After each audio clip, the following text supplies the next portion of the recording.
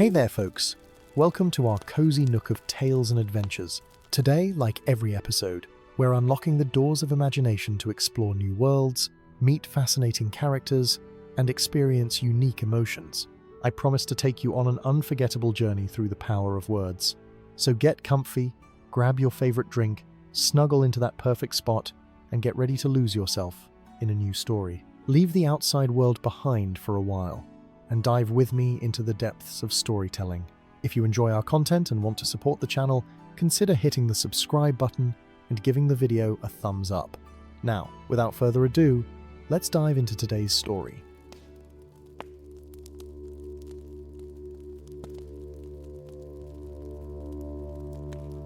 In the quiet days before the shadow lengthened across Middle-earth, when the world still held more wonder than worry and the roads were safer for travelers of all kindred, there came a time when Gandalf the Grey found himself walking the old forest paths that wound between the Shire and the lands beyond. The autumn had painted the world in shades of amber and gold, and the air carried that peculiar crispness that speaks of changing seasons and the gentle turning of the year. His grey robes whispered against the fallen leaves as he walked, and his staff made a steady rhythm upon the earth, a sound as old and comforting as time itself. The wizard had been travelling for many days, moving with that unhurried pace that belonged to those who measured time in ages rather than hours. He had come from Rivendell, where Elrond had shared troubling whispers of unrest in the northern lands, though nothing yet that demanded immediate action. Sometimes, Gandalf reflected as he paused to light his pipe beneath the spreading branches of an ancient oak. The greatest service one could render was simply to be present, to walk among the free peoples, and remind them that they were not forgotten, that the wise still kept watch over Middle-earth. As the afternoon sun began its slow descent toward the western hills, casting long shadows through the forest, Gandalf became aware of a peculiar quality to the air around him. It was not quite silence, for the birds still sang their evening songs and the wind still moved through the leaves, but there was something missing, some essential note in the symphony of the forest that should have been present, but was not. The wizard's keen senses, honed by long years of vigilance, detected this absence as clearly as a musician might notice a missing instrument in an orchestra. He stopped walking and stood perfectly still, his weathered hand resting lightly upon his staff. The wood beneath his fingers thrummed with a faint warmth, responding to some disturbance in the natural order of things. Gandalf closed his eyes and listened, not with his ears alone, but with that deeper sense that allowed him to perceive the currents and eddies in the fabric of the world itself. There, like a discordant note in an otherwise harmonious song, he felt it. A wrongness, subtle but unmistakable, emanating from somewhere to the north and east, beyond the next rise of hills. The wizard opened his eyes and gazed in that direction, though the thick forest obscured his view. Whatever troubled these lands was not born of malice or evil intent, he sensed. Rather, it felt like grief, like something out of balance, a wound that needed tending rather than a threat that needed vanquishing. With a slight adjustment to the set of his pointed hat and a fresh draw on his pipe, Gandalf turned his steps toward the source of the disturbance. The path he chose was not one that appeared on any map, being one of those hidden ways known only to those who walked in wisdom and observed the world with more than mortal sight. As he climbed the gentle slope, the forest began to change around him. The trees grew more densely packed, their trunks wrapped in moss that glowed with a faint phosphorescence in the gathering dusk. Mushrooms of unusual size clustered at the bases of the oldest trees, and here and there, Gandalf spotted the delicate flowers that bloomed only in places where ancient magic still lingered in the earth. This was old woodland, he realized, a remnant of the great forests that had covered much of Middle-earth in the elder days, before the axes of men and dwarves had claimed so many of the trees. The path wound on, sometimes clear and sometimes barely discernible among the ferns and undergrowth. Gandalf moved with the steady assurance of one who trusted his feet to find the way even when his eyes could not see it. The evening star appeared in the deepening blue above, and still he walked, following that thread of wrongness through the forest like a fisherman following his line to where it had snagged on some hidden obstacle beneath the water's surface. At last, as the moon began to rise, full and luminous, above the eastern hills, Gandalf emerged into a clearing. What he found there made him pause and draw in a slow breath of understanding.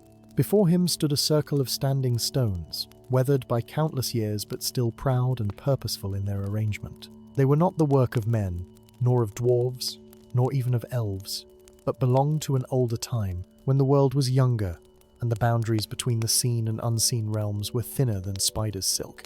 In the center of the stone circle stood a single tree, and it was this tree that drew Gandalf's attention and stirred his heart with sorrow.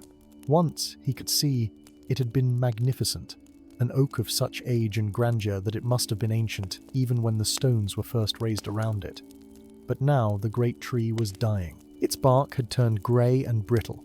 Its branches bore no leaves, and where once it must have reached toward the sky with vigor and life, now it stood like a monument to loss, its limbs drooping, as if under an unbearable weight of grief. Gandalf approached the tree slowly, his staff held loosely at his side, his movements careful and respectful, as one might approach a sleeping giant or a wounded king. The moonlight fell upon the clearing in silvery sheets, illuminating the scene with a gentle radiance that seemed to make the standing stones glow with their own inner light.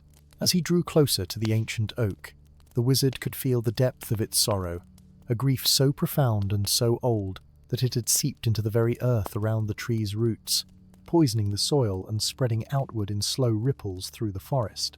He reached out and placed his weathered hand against the grey bark, closing his eyes once more. Through his palm, he felt the faint pulse of life still remaining in the tree's heartwood, weak and faltering like a candle guttering in the wind, but not yet extinguished. The tree had been alive when the first age of Middle-earth gave way to the second, had sheltered beneath its branches councils of wise folk now long departed from these lands. It had witnessed the rise and fall of kingdoms, had seen the stars wheel overhead through countless seasons, and through all that time it had stood as a guardian, a keeper of memory and peace in this hidden place. But something had wounded it, some loss so great that the tree had begun to surrender its hold on life. Gandalf opened his eyes and looked up into the bare branches, searching for the source of this despair. At first he saw nothing but dead wood and empty air where leaves should have rustled and birds should have nested. Then, as his gaze travelled along one of the main branches, he spotted something that made his heart constrict with understanding. There, nestled in a crook where branch met trunk, was the remnants of a nest, long abandoned and now falling to pieces. The wizard stepped back and surveyed the entire tree once more, and now he saw what his initial examination had missed. All along the branches, in every suitable nook and hollow, were the traces of old nests. Dozens upon dozens of them, perhaps hundreds if one counted those hidden from sight. This ancient oak had been a haven for birds, a sanctuary where generations of feathered folk had raised their young beneath the protection of its broad canopy. And now, for some reason Gandalf did not yet understand, the birds had departed. Every last one had abandoned the tree, and the old oak, bereft of the life and song that had given it purpose for so many ages, was dying of loneliness. Gandalf sat down at the base of the tree, his back against the cool bark, and spent a long while simply being present with the oak's sorrow. He did not yet seek to heal or fix, for wisdom taught that sometimes the first and most important act of help was simply to witness, to acknowledge pain and not turn away from it. The moon climbed higher in the sky, and the stars turned on their appointed courses, and still the wizard sat in the stone circle, keeping company with the dying tree. As midnight approached, bringing with it that particular quality of silence that belongs only to the deepest hours of night, Gandalf heard something that made him lift his head and listen intently. It was faint at first, barely more than a whisper on the edge of perception, but it grew gradually clearer. Wings, dozens of them, perhaps hundreds, beating through the night air in a great migration. The wizard rose to his feet and looked toward the sound, and there, silhouetted against the face of the full moon, he saw them coming. Birds of every description flew toward the clearing, their formations loose and scattered, as if they had travelled from many different directions, but all converged on this one destination. There were thrushes and wrens, robins and sparrows, finches and warblers, even a few ravens and a solitary owl whose wings made no sound as it glided through the darkness. They came from the east and the west, from the north and the south, drawn by something that transcended simple instinct or seasonal migration. They came because they had been called, though who or what had called them, even Gandalf could not say with certainty. The birds began to circle the stone circle, their wings catching the moonlight, their voices raised in songs both joyful and mournful. Round and round they flew, creating a living spiral in the air above the dying oak.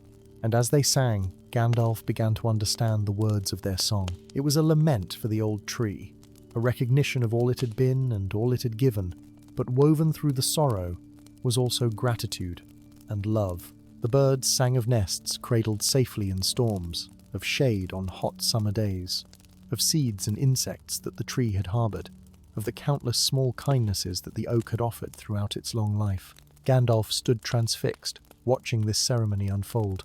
He understood now that the birds had not abandoned the tree out of cruelty or ingratitude. They had left because the tree itself had pushed them away, had closed its branches and withdrawn its welcome, believing in its ancient heart that it had somehow failed in its duty, that it was no longer worthy to serve as their sanctuary.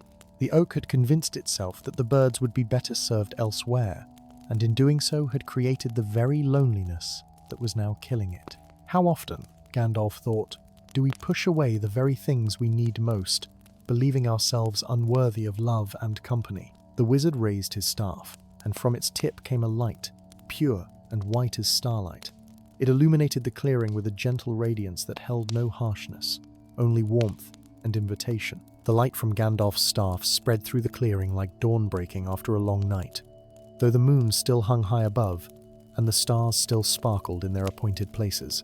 The circling birds seemed to glow as the light touched them, their feathers catching and reflecting the radiance until each one appeared to be a small flying lantern. The wizard began to speak, and his voice carried through the night air with a clarity that needed no shouting, reaching every ear both feathered and wooden. He spoke in the old tongue, the language that all living things could understand if they chose to listen, the words that had been spoken at the world's beginning when all of creation was new and innocent.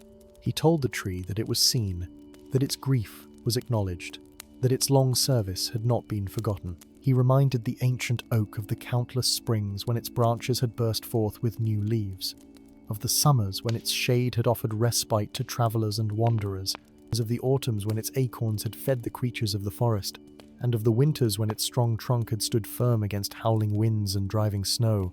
The wizard spoke of purpose and worth, of how service freely given need never earn its continuation, of how love offered without condition could never be diminished by imagined failure.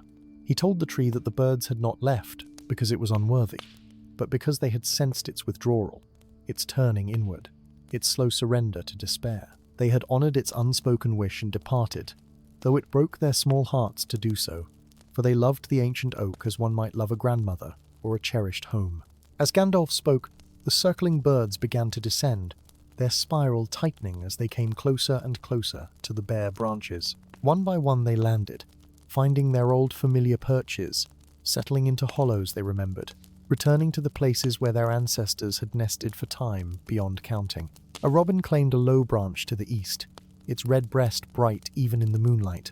A family of wrens chattered excitedly as they investigated a hole in the trunk where generations of their kind had raised their young. Sparrows and finches covered the upper branches like living ornaments, their soft chirps creating a melody of homecoming. The wizard continued to speak, but now his words were directed to the birds as well as the tree. He reminded them of their bond, of how tree and bird were meant to live in harmony, each giving to the other in ways both great and small. The oak provided shelter and safety, a place to build and dream and raise the next generation. The birds in turn brought life and song, their presence a constant affirmation that the tree mattered, that it served a purpose beyond mere existence. Neither was complete without the other, and both had suffered in their separation. As more and more birds settled into the branches, something remarkable began to happen. Where their feet touched the grey bark, small spots of green appeared, spreading outward like ripples on a pond. The dead wood began to remember life, to recall what it meant to feel sap rising and leaves unfurling. The change was slow at first, barely perceptible, but it grew steadier with each passing moment. Colour returned to the bark, first in patches and then in broader swathes. The brittle texture softened, becoming supple and alive once more. Gandalf lowered his staff, allowing its light to dim, and he watched with quiet satisfaction as the healing continued. This was not his magic alone at work, but something deeper and more fundamental. This was the natural order reasserting itself, the proper balance being restored. All he had done was remind both tree and birds of what they meant to each other, had helped them see past the fog of grief and misunderstanding that had driven them apart. The actual healing, the real magic, came from their reunion, from the simple act of choosing connection over isolation. The night wore on, and the transformation continued. Buds appeared along the branches, swelling rapidly as if a full spring had been compressed into these few hours. They burst open, revealing leaves of the freshest green, tender and new as infant skin. The oak seemed to straighten, its drooping branches lifting toward the sky with renewed vigor.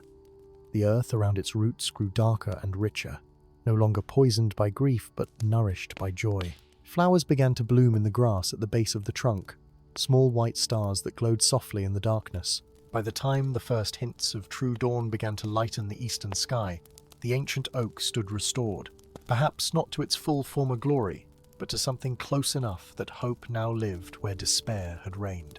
Every branch held birds, some sleeping with heads tucked under wings, others awake and greeting the coming day with song. The air filled with their music, a chorus of thanksgiving and celebration that rang through the forest and beyond, carrying news of the miracle to all who had ears to hear.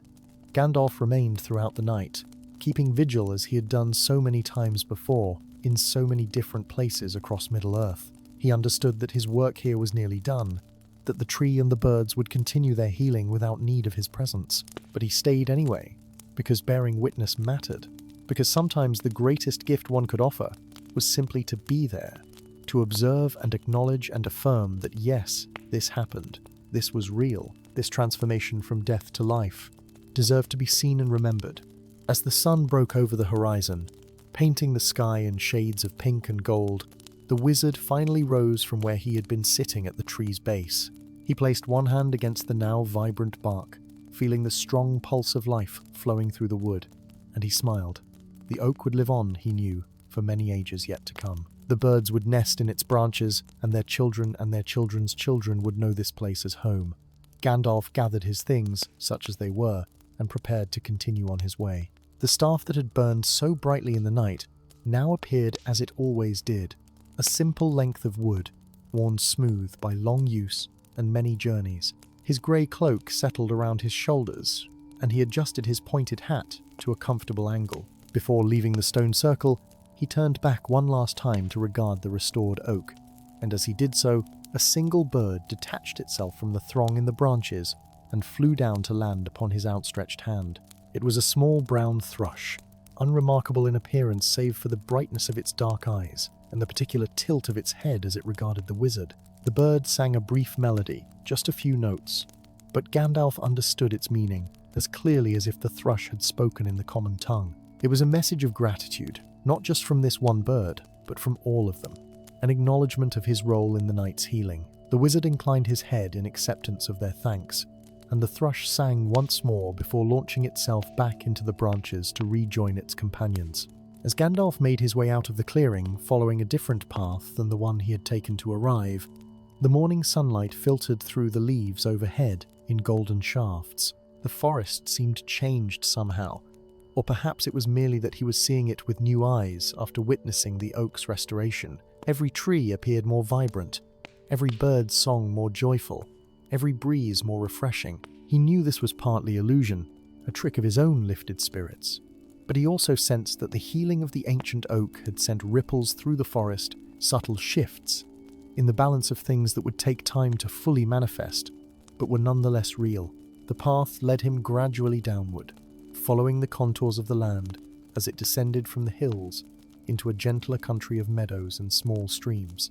By mid-morning, he had left the deep forest behind and was walking through more open terrain, where sheep grazed on distant hillsides and the occasional farmhouse sent up its column of breakfast smoke into the clear blue sky. This was the border country between the wild lands and the settled regions, where the influence of the Shire began to be felt, though its boundaries were still some miles distant. Gandalf paused beside a stone bridge that spanned a cheerful brook, its waters tumbling over smooth rocks in an endless song. He sat down on the bridge's low wall and took out his pipe once more, packing it with the excellent leaf he had acquired during his last visit to Hobbiton. As he smoked and watched the water flow beneath him, he reflected on the night's events and what they taught about the nature of healing and connection. The oak had nearly died, not from disease or storm damage or any external harm, but from loneliness and a mistaken belief in its own unworthiness. It had pushed away the very beings whose presence gave its life meaning, and in doing so had created a self-fulfilling prophecy of abandonment and despair. How many times, Gandalf wondered, had he witnessed similar patterns in the lives of the people he encountered during his long wanderings? How often did fear of rejection lead to the very isolation one feared most? Yet the story had not ended there, and that was the crucial point. The birds had returned when given the opportunity, had forgiven whatever imagined slight they might have felt, had chosen reunion over resentment, and the tree, for its part, had been willing to accept them back, to open its branches once more, despite its fear that it might not deserve their loyalty. Both sides had taken a risk, had made themselves vulnerable, and in doing so had discovered that the bond between them was stronger than the misunderstanding that had temporarily severed it. A sound drew Gandalf's attention away from his musings. Someone was approaching along the road, whistling a tune that marked them as likely being of hobbit origin, for hobbits were great whistlers and singers as they went about their daily business. The wizard looked up and spotted a young hobbit lad, perhaps in his early tweens, walking with the particular purposeful gait of one on an errand. He carried a basket over one arm and had the healthy, well-fed appearance common to his folk. As the young hobbit drew near to the bridge, he spotted Gandalf sitting there, and his eyes widened slightly. Even hobbits who had never met a wizard could usually recognize one when they saw one, though whether by the tall, pointed hat, the long beard, or simply some indefinable quality of otherworldliness was hard to say. The lad slowed his pace, suddenly shy, but good manners won out over nervousness, and he gave a polite nod as he approached. "Good morning to you, sir," the young hobbit said, his voice carrying that particular accent of the East Farthing. "It is a fine day for travelling, is it not?" The wizard smiled warmly, for he had always had a fondness for hobbits and their gentle ways. "Indeed it is, young master," he replied. "And where might your travels be taking you on this fine morning?" The hobbit brightened at being addressed so courteously. "I am taking these herbs to old Mistress Brownlock, who lives over the next hill," he explained. "She has need of them for her remedies, you see, and my mother thought I might be the one to deliver them, since I have young legs and do not mind the walking." He paused, then added with obvious pride, "I know all the paths hereabouts, and can find my way even in the fog." Gandalf nodded approvingly. "A useful skill indeed, and one that speaks well of your character. Tell me, do you know the old forest that lies to the north and east of here?" The young hobbit's expression changed, becoming more cautious. "I know of it, sir," the young hobbit replied carefully, "though we are generally told to keep away from those parts. There are old things in that forest, my grandfather says, and not all of them welcome visitors." But then his curiosity got the better of his caution, as it so often does with the young. "Why do you ask, sir? Have you been in the forest yourself?" Gandalf drew on his pipe and let the smoke curl up into the morning air before answering. "I have indeed," he said. "I spent last night there, in fact in a clearing with standing stones and a very ancient oak tree." The young hobbit's eyes grew even wider at this. "You stayed the night in the stone circle? But that is the most forbidden place of all. My grandfather says that strange lights are sometimes seen there, and music heard that makes no sense to mortal ears. Did you see anything unusual, sir? Anything frightening?" The wizard considered how to answer. He saw no need to burden this innocent young soul with tales of dying trees and magical healings, yet he did not wish to dismiss the lad's genuine curiosity. "I saw many birds," he said finally. "More birds than I have seen gathered in one place for quite some time. They sang beautifully, and when I left this morning the forest seemed more alive and joyful than it had when I entered it. I think perhaps your grandfather's warnings, while well-intentioned, may paint the forest in darker colours than it deserves." The young hobbit absorbed this information thoughtfully. "Then the forest is not dangerous after all?" Gandalf shook his head gently. "I did not say that, young master. Any place can be dangerous if approached carelessly or with ill intent, but the forest is not evil, if that is what you fear. It is simply old, and old places have their own ways and their own memories. Respect them, approach them with humility and an open heart, and you will likely find them less forbidding than rumor suggests."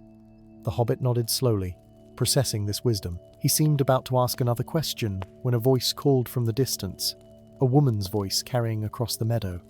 The lad jumped slightly and looked in the direction of the sound. "That is Mistress Brownlock," he said. "I had best be getting on with my errand, or she will think I have gotten lost along the way." He gave Gandalf another polite nod. "It was very nice speaking with you, sir. I hope your travels continue pleasant." "And yours as well," Gandalf replied. "Give my regards to Mistress Brownlock, and tell her that the herbs she uses in her remedies are much appreciated by all who benefit from them." The young hobbit promised he would, then hurried off toward the distant farmhouse, his basket swinging on his arm. Gandalf watched him go with a smile, reminded once again why he had such affection for the hobbit folk. They possessed a groundedness, a connection to simple good sense and kindness that was becoming increasingly rare in Middle-earth. The wizard remained on the bridge a while longer, finishing his pipe and enjoying the peaceful morning. The encounter with the young hobbit had been brief but pleasant, a reminder that not all of his work in Middle-earth involved grand battles or dramatic confrontations with evil. Sometimes it was enough to simply be present, to offer a kind word or a moment of wisdom to someone who needed it, to help shift perspectives ever so slightly toward hope and understanding, rather than fear and suspicion. Eventually, Gandalf rose and continued on his way, following the road as it wound through the countryside. The sun climbed higher in the sky, and the day grew warmer. He passed through small hamlets where children played in the streets and farmers worked their fields. Here and there he would exchange greetings with folk he met on the road, though he did not stop for long conversations. There was something drawing him onward, a sense that his wandering had purpose, even if that purpose was not yet entirely clear to him. By afternoon he had reached a larger village, one that bordered the Shire proper, and served as something of a gateway between the halfling lands and the wider world. The village boasted an inn, a proper one with stables and a common room, and Gandalf decided that after his night in the forest, a comfortable bed and a hot meal might be welcome luxuries. He made his way to the inn, a sturdy building of stone and timber with a painted sign swinging above the door depicting a prancing pony. Inside, the common room was dim and cool after the brightness of the afternoon sun. A few patrons sat at various tables, speaking in low voices over their ales and pipes. The innkeeper, a stout man with a weather-beaten face and kind eyes, looked up as Gandalf entered and broke into a smile of recognition. "Master Gandalf!" he exclaimed, coming around from behind his bar to greet the wizard properly. "It has been too long since you last graced our establishment. Will you be wanting a room for the night?" "I will indeed," Gandalf replied, settling onto a bench near the empty fireplace. "And some of your excellent stew, if I recall correctly, that your kitchen produces such a dish." The innkeeper beamed with pride. "My wife's recipe, passed down from her grandmother. I will have a bowl brought to you at once, and a tankard of ale to wash it down. While you eat, shall I prepare the blue room upstairs? It has the best view and the softest bed." "That would be most appreciated," Gandalf said, placing his staff against the wall within easy reach. The innkeeper bustled away to see to arrangements, and the wizard leaned back against the wall, feeling the pleasant ache of muscles well used from walking. Around him, the murmur of conversation continued, a soothing backdrop of ordinary life going on as it always had, and, with luck and vigilance, always would. A serving girl brought Gandalf his meal, a steaming bowl of stew thick with vegetables and tender meat, accompanied by fresh bread still warm from the oven and a pat of butter yellow as sunshine. The wizard thanked her kindly and set to eating with the appetite of one who had walked many miles and worked magic in the night.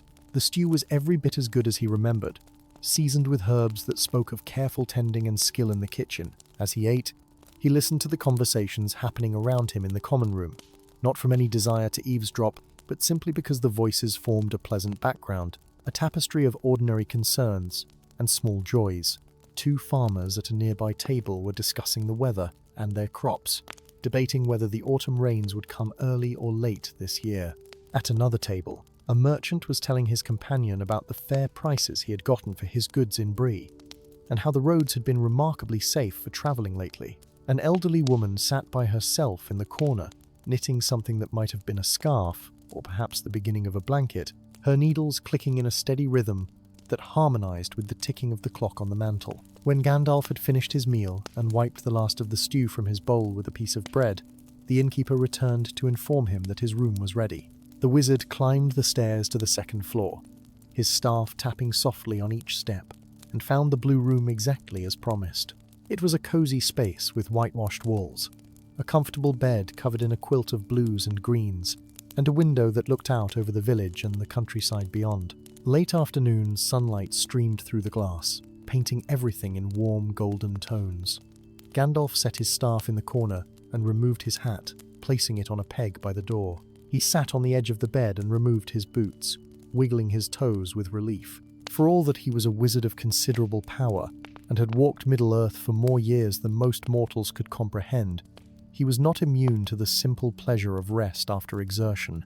He lay back on the bed, meaning only to close his eyes for a moment, but the softness of the mattress and the warmth of the afternoon conspired to pull him into sleep before he quite realized it was happening. He dreamed, as he often did, of places and times both past and future. He saw the ancient oak in its youth, when it was barely more than a sapling pushing up through the forest floor, full of potential and promise.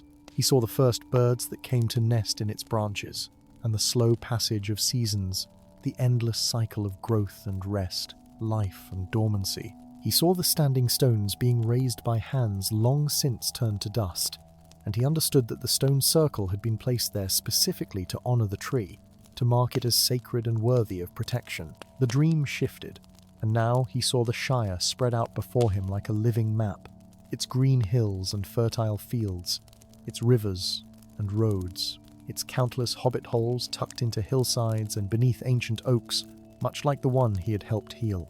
He saw hobbits going about their lives, planting and harvesting, celebrating and mourning, loving and being loved. Such a small place in the grand scheme of Middle-earth, and yet so precious, so worth protecting. The dream showed him why he walked these lands, why he involved himself in matters both great and small.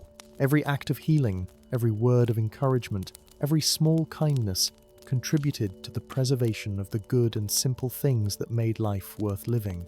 When Gandalf woke, the sun had set, and twilight was gathering outside his window.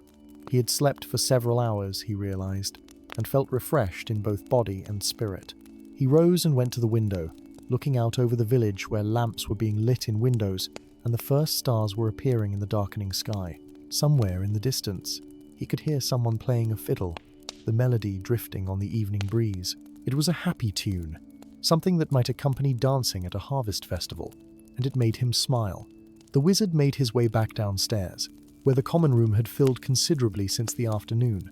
The fire now blazed merrily in the hearth, and the tables were occupied by villagers who had finished their day's work and come to the inn for company and refreshment. Gandalf found a seat near the fire and ordered a mug of tea, for he felt no desire for anything stronger this evening. The innkeeper brought it to him personally, along with a plate of honey cakes that he insisted were on the house. As the evening wore on, Gandalf found himself drawn into conversation with various patrons.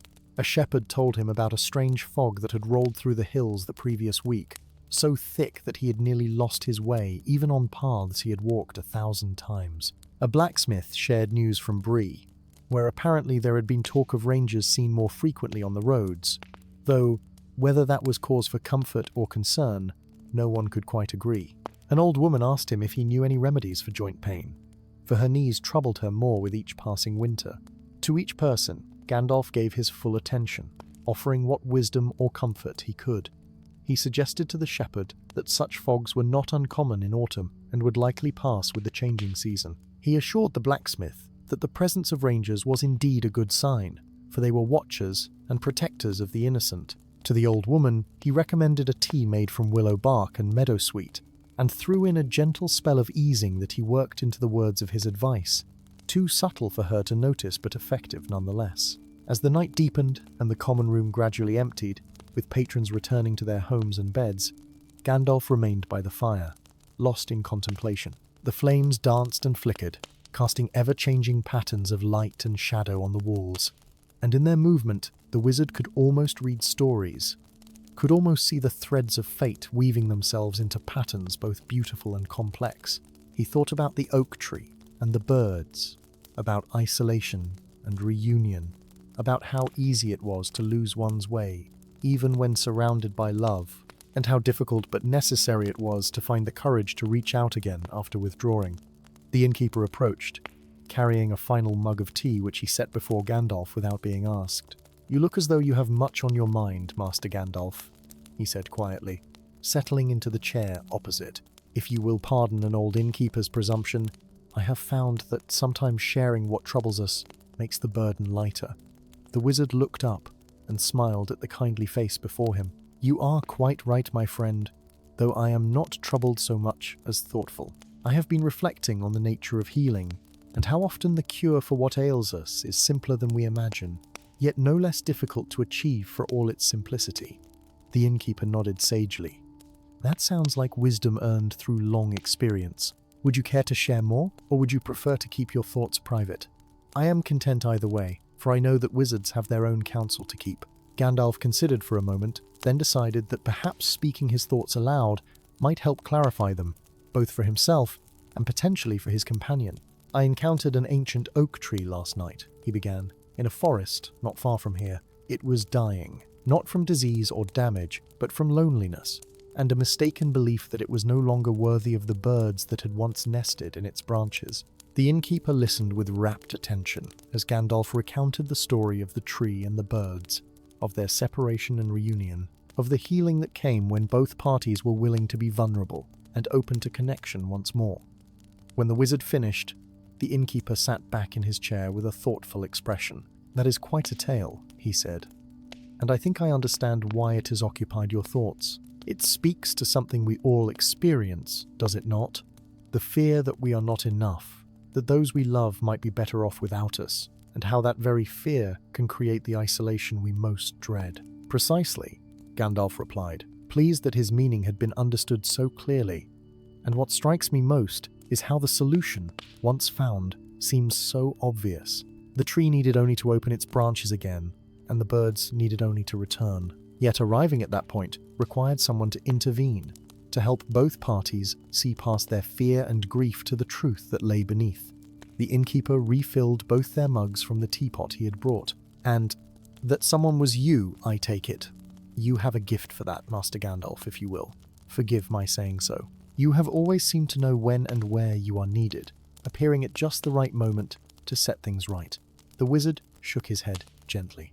I am merely a wanderer who pays attention, he said. I see what needs seeing and do what needs doing. But the real magic, the true healing, comes from those involved. I simply help them remember what they already know in their hearts. The two sat in comfortable silence for a while, sipping their tea and watching the fire burn down to glowing embers. Outside, the night had grown quiet, with only the occasional hoot of an owl or rustle of wind to break the stillness. Eventually, the innkeeper rose, stifling a yawn. I must bid you good night, Master Gandalf, he said. Morning comes early for innkeepers, and there is bread to bake and breakfast to prepare.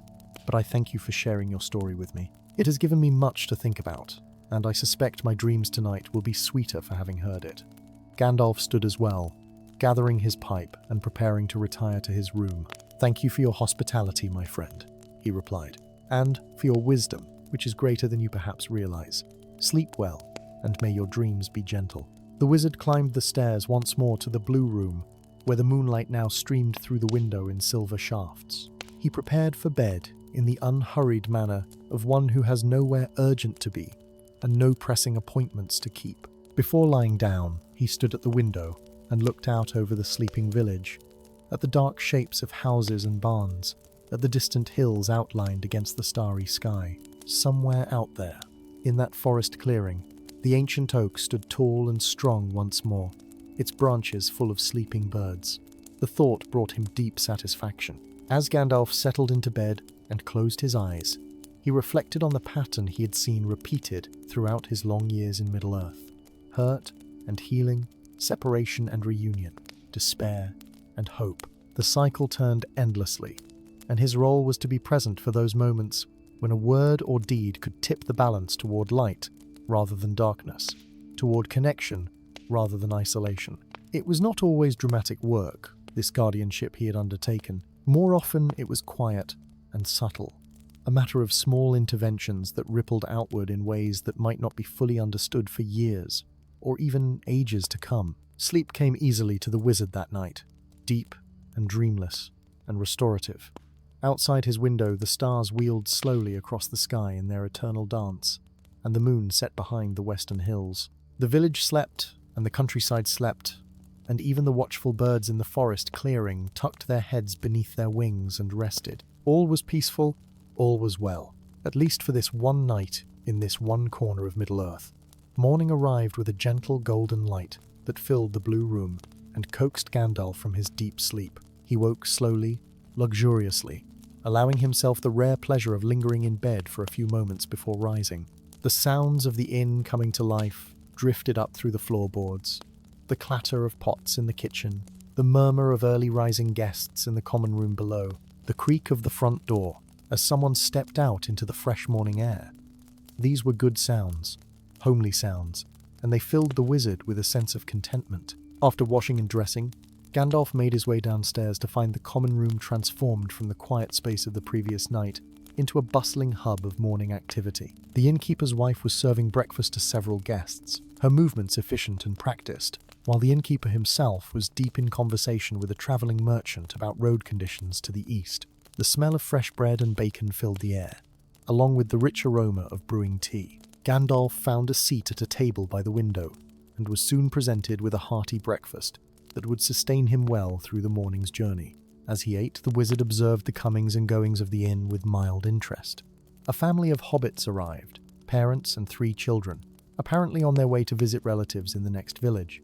The children were excited and talkative, asking endless questions about everything they saw, while their parents smiled with the patience of those long accustomed to youthful curiosity. An old farmer sat alone in the corner, methodically working his way through a plate of eggs and toast, occasionally glancing at the sky visible through the window, as if checking for signs of rain. When Gandalf had finished his meal and settled his account with the grateful innkeeper, he collected his belongings and prepared to depart. The innkeeper walked him to the door, shaking his hand warmly. "It has been an honor to host you, Master Gandalf," he said.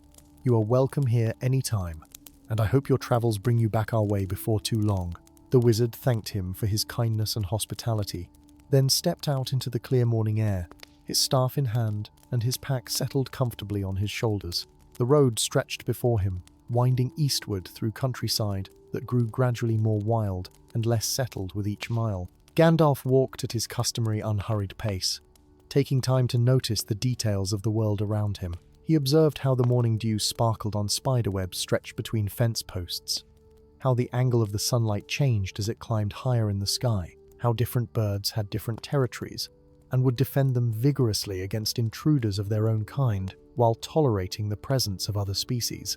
The world was full of such small wonders, and the wizard had learned long ago that these details mattered, that they formed the fabric of the world just as surely as the great events that found their way into songs and stories. By mid-morning he had left the last signs of regular habitation behind and was walking through open moorland, where heather bloomed in purple drifts and the wind moved unobstructed across the rolling landscape.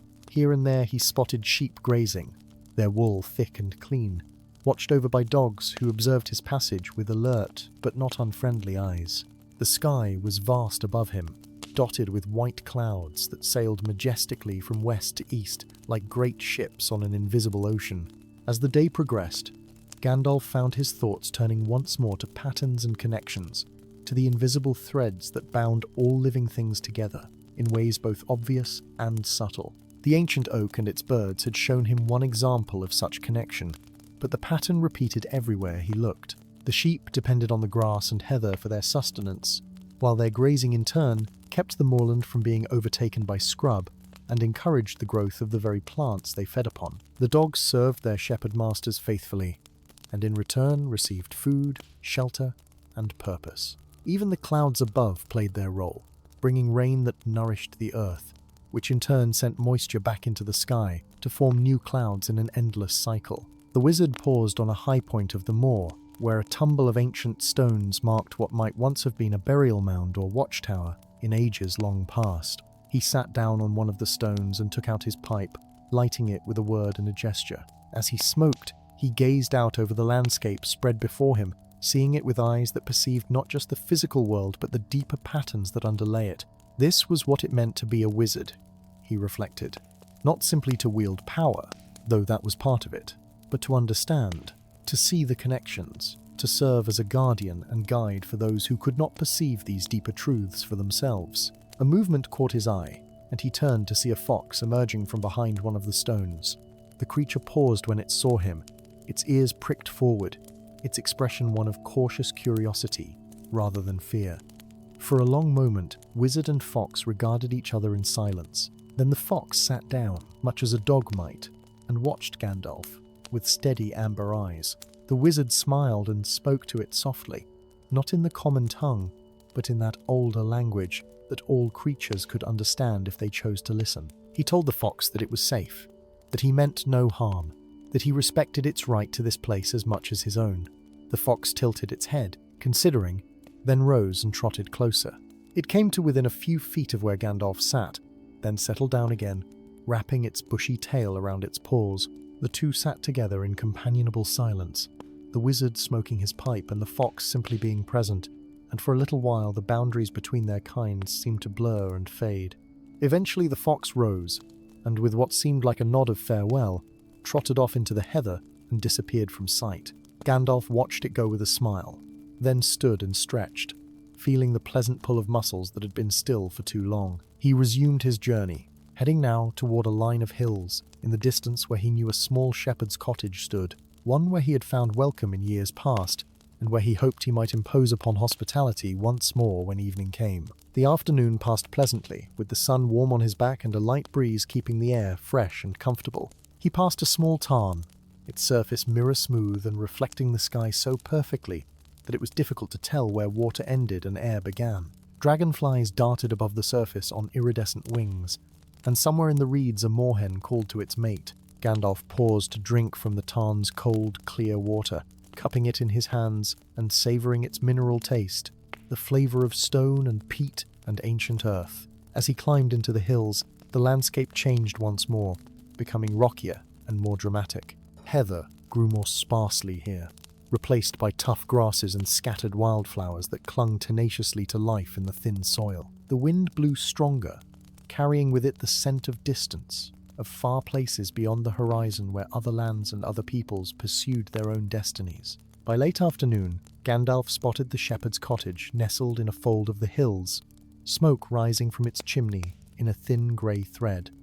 As he approached, a dog emerged from the cottage and began to bark, not aggressively but in that particular tone that meant a stranger approached and should be announced. A moment later, the door opened, and an old shepherd appeared, squinting into the afternoon sun. When he recognized Gandalf, his weathered face broke into a broad smile, and he called off the dog, which immediately ceased its barking, and came to sniff the wizard's hand in greeting. "Master Gandalf," the shepherd exclaimed, coming forward to clasp the wizard's hand.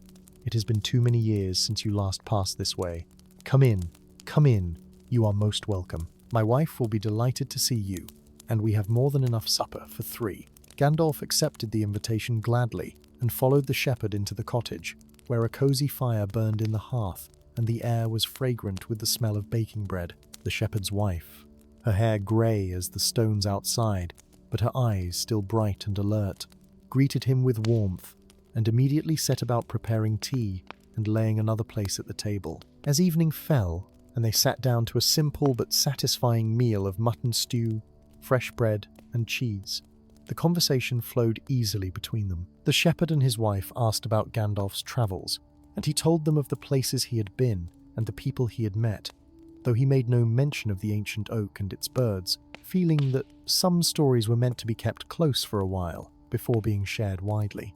In turn, they told him of their life on the hills, of the lambing season just past, and the wool they had sent to market, of their children grown and moved to other lands, of the slow, steady rhythm of their days.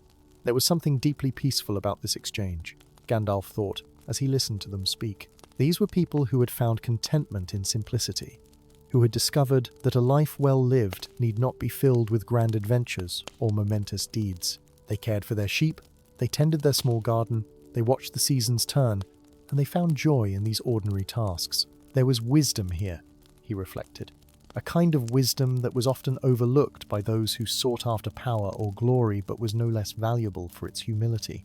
After supper, as they sat by the fire with pipes and tea, the shepherd asked Gandalf a question that had clearly been on his mind. "Tell me, Master Gandalf, in all your wanderings, what have you found to be the most important thing in life?" What wisdom would you share with a simple shepherd who has never travelled beyond these hills? The wizard considered the question carefully, for he had learned that seemingly simple questions often deserved the most thoughtful answers. I have found, he said at last, that the most important thing is connection. Connection to the land, to other living beings, to something larger than ourselves. We are not meant to be solitary creatures, isolated and alone. We thrive when we are part of something, when we give and receive love, when we recognize that our well-being is tied to the well-being of others. The ancient oak I mentioned earlier, it nearly died not from any external threat, but from isolation, from believing itself unworthy of connection. And it was only healed when it allowed itself to be vulnerable again, to open its branches and accept the birds that returned to it. The shepherd nodded slowly, his pipe sending up curls of smoke that mingled with the smoke from the fire. "That is wise counsel indeed," he said, "and I think I see the truth of it in my own life. My wife and I, we are content here not because we have much in the way of wealth or comfort, but because we have each other, and we have our sheep, and we have the land. We are connected, and that connection gives our lives meaning and purpose." His wife reached over and took his hand, and they smiled at each other with the deep understanding of two people who had walked life's path together for many years. Gandalf spent the night in the shepherd's cottage, sleeping in a small but comfortable bed in the loft where the shepherd's children had once slept before they had grown and gone out into the world. Through the small window above the bed, he could see the stars wheeling slowly across the sky, bright and clear in the clean air of the hills. He fell asleep listening to the distant bleating of sheep and the whisper of wind moving through the grasses, sounds that spoke of peace and the enduring rhythms of pastoral life. In the morning, after a breakfast of porridge and fresh milk, Gandalf prepared to continue his journey. The shepherd and his wife walked with him to the edge of their property, where a path led down from the hills toward the lowlands beyond. They stood together in the early morning light, reluctant to part, but understanding that the wizard had his own roads to walk and his own purposes to fulfill. Before leaving, Gandalf reached into his pack and drew out a small pouch of pipeweed, the excellent leaf from the Shire that he had mentioned. "This is for you," he said, pressing it into the shepherd's hand, "for your kindness and hospitality, and for the wisdom you shared last night, which reminded me of truths I sometimes forget in my wanderings." The shepherd tried to protest that no payment was necessary, that their door was always open to friends, but Gandalf insisted, and eventually the gift was accepted with gratitude. The wizard then turned to the shepherd's wife and smiled.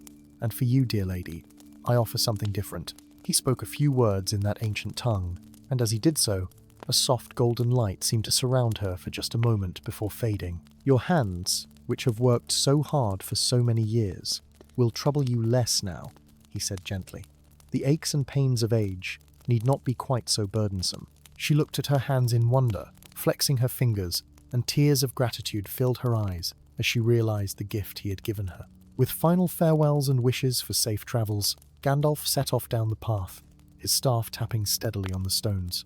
He looked back once to see the shepherd and his wife still standing there, waving, and he raised his staff in salute before the path curved and they were lost to sight. The morning was clear and beautiful, with the promise of another fine day ahead.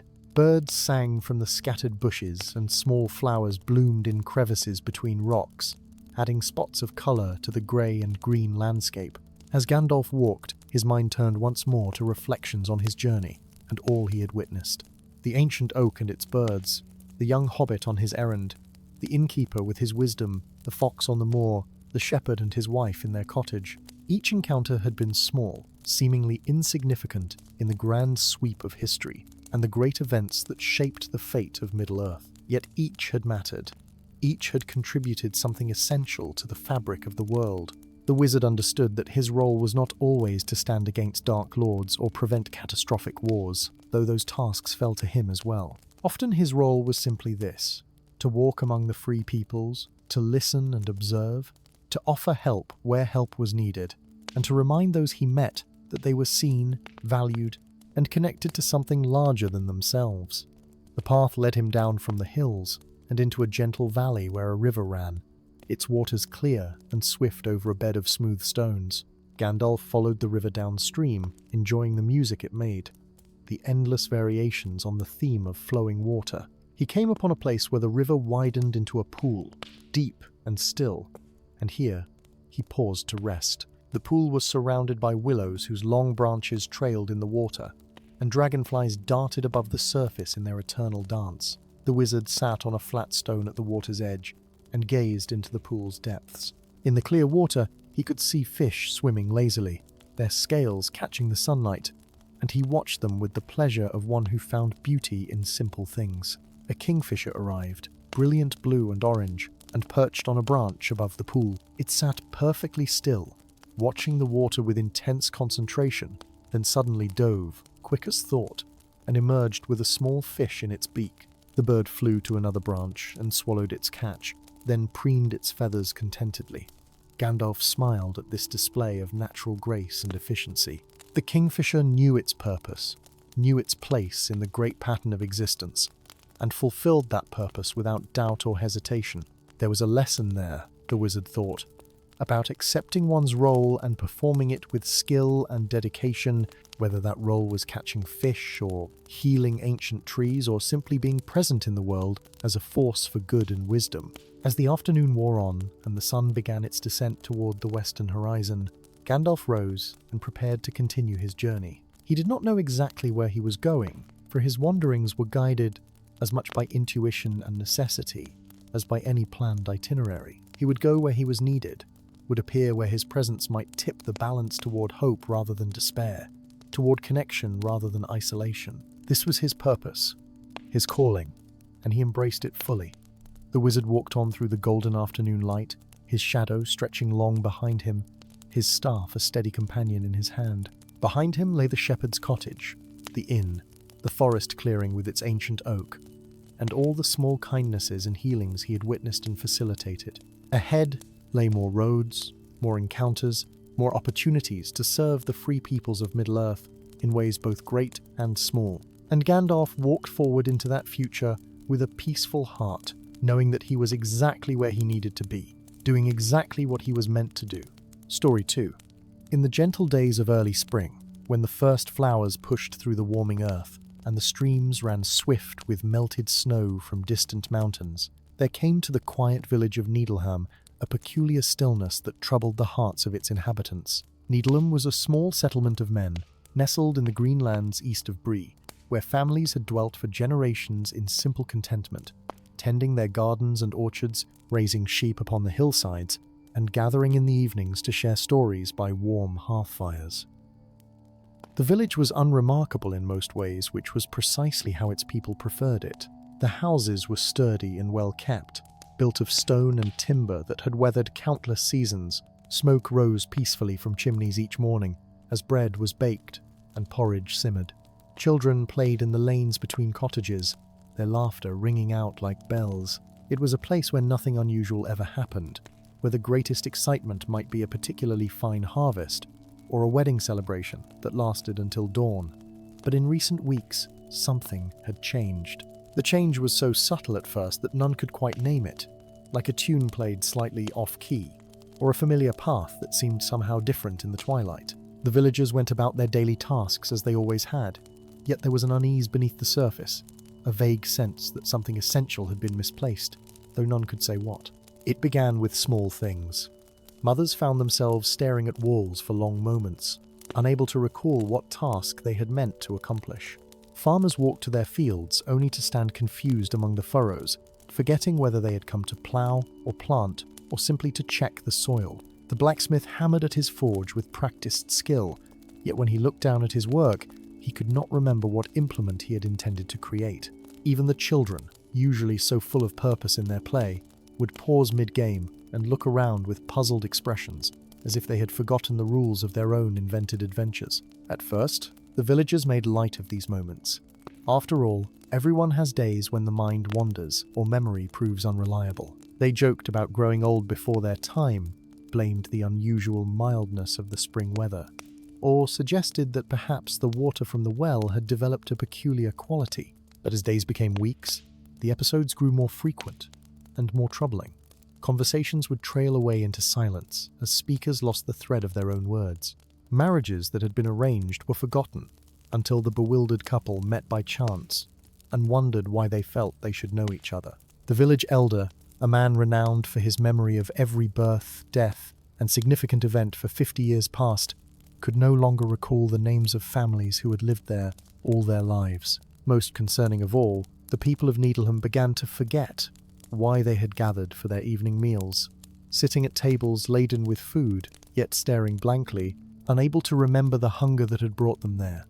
They forgot the songs their grandmothers had taught them, the prayers they had said since childhood, the very purposes that had shaped their days. It was as though some essential spark that connected one moment to the next, that gave meaning and continuity to existence, was slowly dimming like a candle guttering in an unseen draught. The village healer, a wise woman named Edith, who knew the properties of every herb and root that grew in the surrounding countryside, could find no remedy for this strange affliction. She brewed teas of rosemary for memory and sage for clarity, but they brought no relief. She consulted her oldest books, written in her grandmother's careful hand, searching for any mention of such a malady, but found nothing that matched what plagued Needleham. In desperation, she sent word to the larger towns, asking if anyone had heard of a similar curse or knew of a cure. It was this message, carried by a worried merchant to Bree, and repeated in the common room of the Prancing Pony, that reached the ears of Gandalf the Grey. The wizard had been resting there after a long journey from the south, smoking his pipe and listening to the gossip and news of the countryside, as was his habit. When he heard tell of a village where people forgot their own purposes and could not hold meaning in their minds from one moment to the next, his eyes grew keen with interest and concern. Such a thing spoke of magic, and of a peculiar kind. Not the violent sorcery of enemies who sought to destroy, nor the corrupting influence of dark powers that twisted hearts and minds toward malice. This was something else, something more subtle, and in its way more insidious. For what use is life, Gandalf thought, if one cannot remember why one lives it? What purpose has the world, if its inhabitants drift through their days, unable to connect one moment to the next, unable to hold fast to the meanings that make existence precious? He set down his pipe, gathered his staff and weathered grey cloak, and without delay set forth upon the road to Needleham.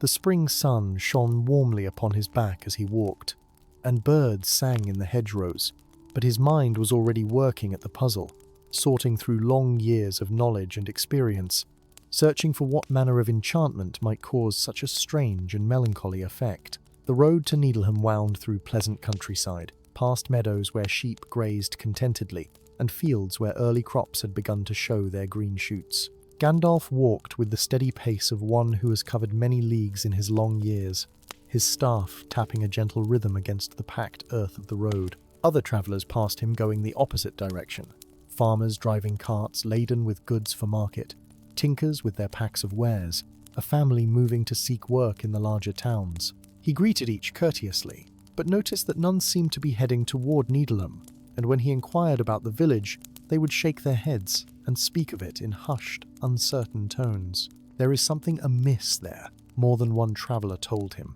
A strangeness in the air.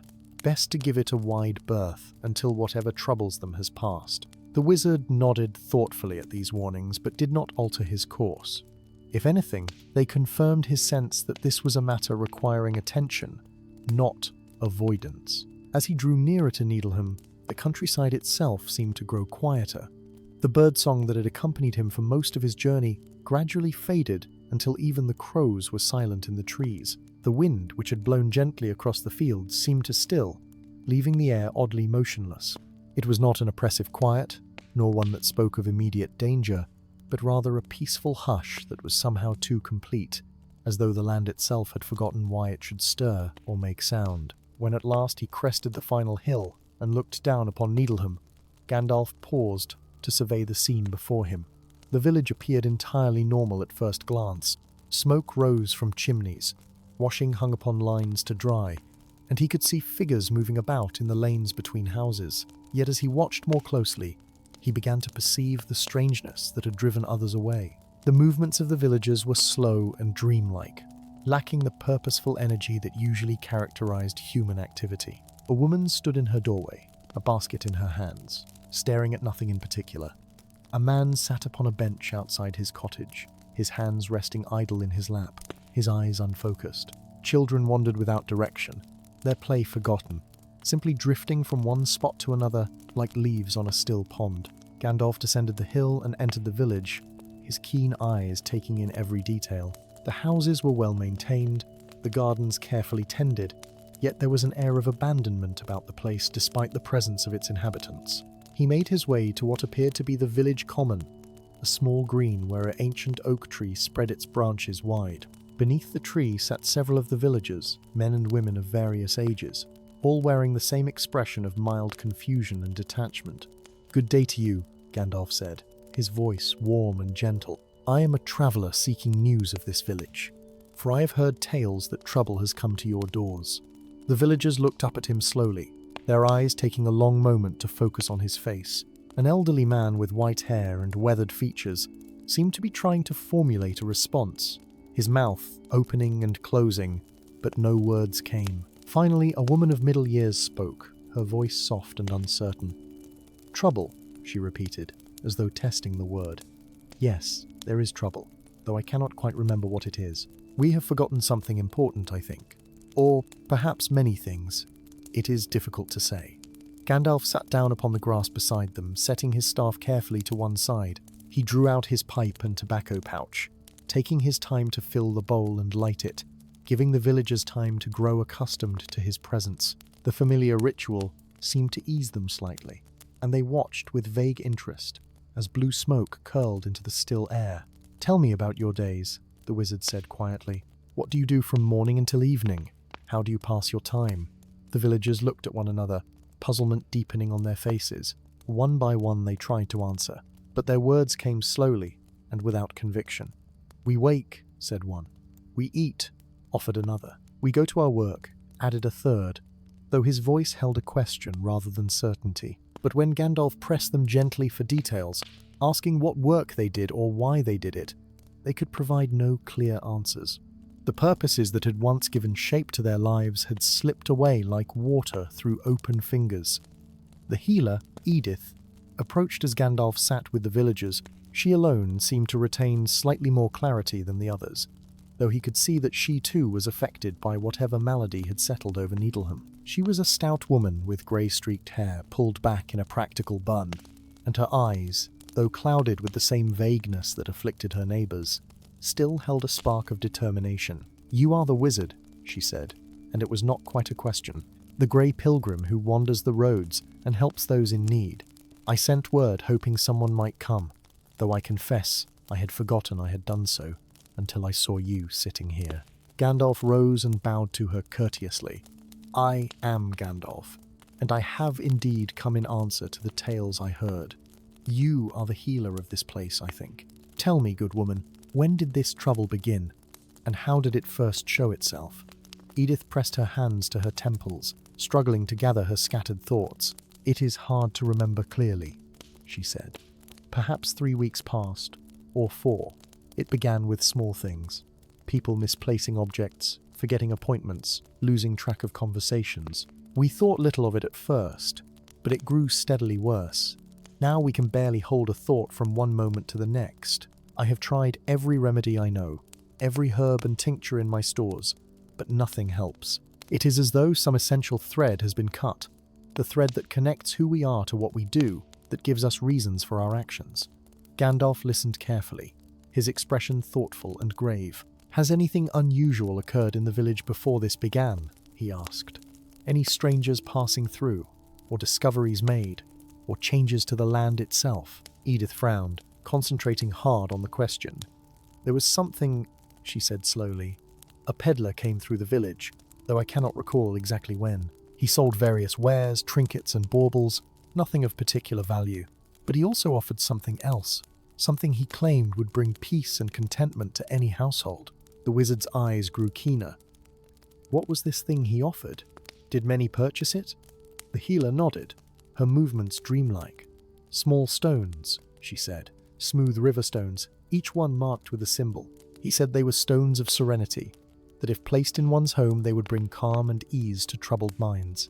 Many bought them, for times have been uncertain of late, and folk worry about harvests and the future. I myself purchased one, though I cannot now remember where I placed it." Gandalf rose to his feet with sudden purpose. "These stones," he said, his voice taking on a note of urgency tempered with gentleness. I must see them. Can you show me to a home where one was placed?" Edith led him through the quiet streets to a nearby cottage, where a family sat in their main room, staring at nothing in particular. Upon the mantelpiece, among other small household items, sat a smooth grey stone about the size of a hen's egg. Carved upon its surface was a curious symbol, a spiral within a circle, marked with characters that Gandalf recognized from ancient lore. The wizard approached the stone carefully, not touching it, but examining it closely. His eyes narrowed, and he muttered words in a language that Edith did not understand. Then he straightened and turned to face her. "This is the source of your troubles," he said quietly. "These stones carry an enchantment, though whether placed there by the peddler himself or by another, I cannot yet say. They draw away purpose and meaning, leaving only empty peace. Those who dwell near them lose the threads that connect them to their own lives, their own intentions." "But why?" Edith asked, her voice bewildered. "What purpose could such a thing serve? Who would wish to cause such harm?" Gandalf shook his head slowly. "I do not believe harm was the intention," he said, "or at least not harm as most would understand it. These stones truly do bring peace. After a fashion, they remove worry, anxiety, the troubles that plague mortal hearts. But in doing so, they remove something essential as well. They take away the very things that give life its savor, its direction, its meaning. What is left is not peace, but emptiness, a void where purpose should dwell." He looked around at the villagers in the cottage, seeing how they sat in placid contentment, unbothered by anything yet unable to rouse themselves to action or feeling. "It is a dangerous gift," he continued, "for it offers relief from suffering, but at too great a cost. Better to feel the full range of mortal existence, the joys and sorrows alike, than to drift through one's days in this manner. We must gather all these stones and remove them from the village. Only then will your people begin to recover."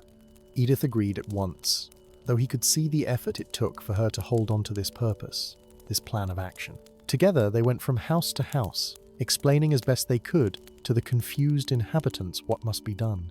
In some homes, the stones were easy to find, sitting in plain sight on tables or shelves. In others, they had been placed in corners or tucked away in cupboards, and the search required patience and care. Some villagers had purchased more than one, hoping for greater peace, and these homes showed the strongest effects of the enchantment. As they collected the stones, Gandalf handled each with great care, wrapping them in cloth so that their influence would be contained. He counted 23 in all, nearly one for every household in the small village. The peddler had done good business here, selling his wares to folk who desired nothing more than tranquility in uncertain time. It was a cruel irony, the wizard reflected, that in seeking peace, they had lost the very capacity to appreciate it. By the time the sun began to sink toward the western horizon, all the stones had been gathered into a leather sack that Gandalf carried slung over his shoulder. Already, he thought he could detect subtle changes in the villagers. Their eyes seemed slightly clearer, their movements a bit more purposeful, though the full recovery would take time. The enchantment had settled deep into their daily lives, and shaking it off would be like waking from a long dream. He walked with Edith to the edge of the village, to a place where the land dropped away into a rocky gorge through which a swift stream ran. "Here," he said, "is where these stones must go, where running water will wash away their influence and carry it far from human habitation." One by one, he took the stones from the sack and cast them into the gorge. They fell through the air and splashed into the water below, disappearing into the current that would carry them away to the sea. As the last stone vanished from sight, Gandalf felt the air around Needleham shift subtly, as though a weight had been lifted. The unnatural stillness that had hung over the village began to dissipate, replaced by the ordinary sounds of evening, the call of birds returning to their roosts, the whisper of wind through new leaves, the distant bleat of sheep. It was not yet a full restoration, but it was a beginning, a loosening of the enchantment's hold. Edith stood beside him, and he saw tears beginning to form in her eyes. "I can feel it," she whispered, "like waking up, like remembering who I am and why I care. Oh, what we have lost these past weeks, the time that slipped away while we drifted without purpose." Gandalf placed a gentle hand on her shoulder. "What was lost can be regained," he said softly. "Your people are strong, and they will recover. Give them time and patience, and they will remember not only their purposes, but why those purposes matter. The capacity for meaning is not destroyed, only sleeping. It will wake again. That evening, as twilight settled over Needleham, Gandalf sat with the villagers in the common hall, a simple structure with wooden benches and a large hearth, where a fire now crackled warmly.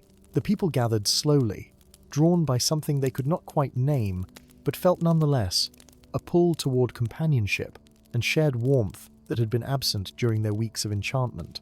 They came in ones and twos, families and neighbours, settling onto the benches with expressions that ranged from confusion to dawning awareness to something like shame. The wizard waited patiently as the hall filled, smoking his pipe and watching the flames dance in the hearth. When at last it seemed that all who would come had arrived, he rose to his feet and addressed them in a voice that carried clearly through the room, yet remained gentle, almost conversational. "My friends," he began, "you have been under an enchantment these past weeks, though you did not know it. The stones you purchased from a travelling peddler carried a magic that stripped away your purposes and your cares, leaving you adrift in a sea of empty contentment. I have removed those stones, and already you begin to return to yourselves. But the journey back to full clarity will take time." A man in the front row, a farmer by the look of his weathered hands and sun-darkened face, spoke up. His voice was rough with emotion. "I remember now," he said. "I stood in my fields and could not recall why I had planted them. The wheat was growing and I cared nothing for it, neither whether it thrived nor whether it withered. What manner of man forgets why he tends his crops? What sort of father loses sight of the mouths he must feed? The shame of it weighs upon me like a millstone." Others murmured in agreement, their own memories returning with similar burdens of regret.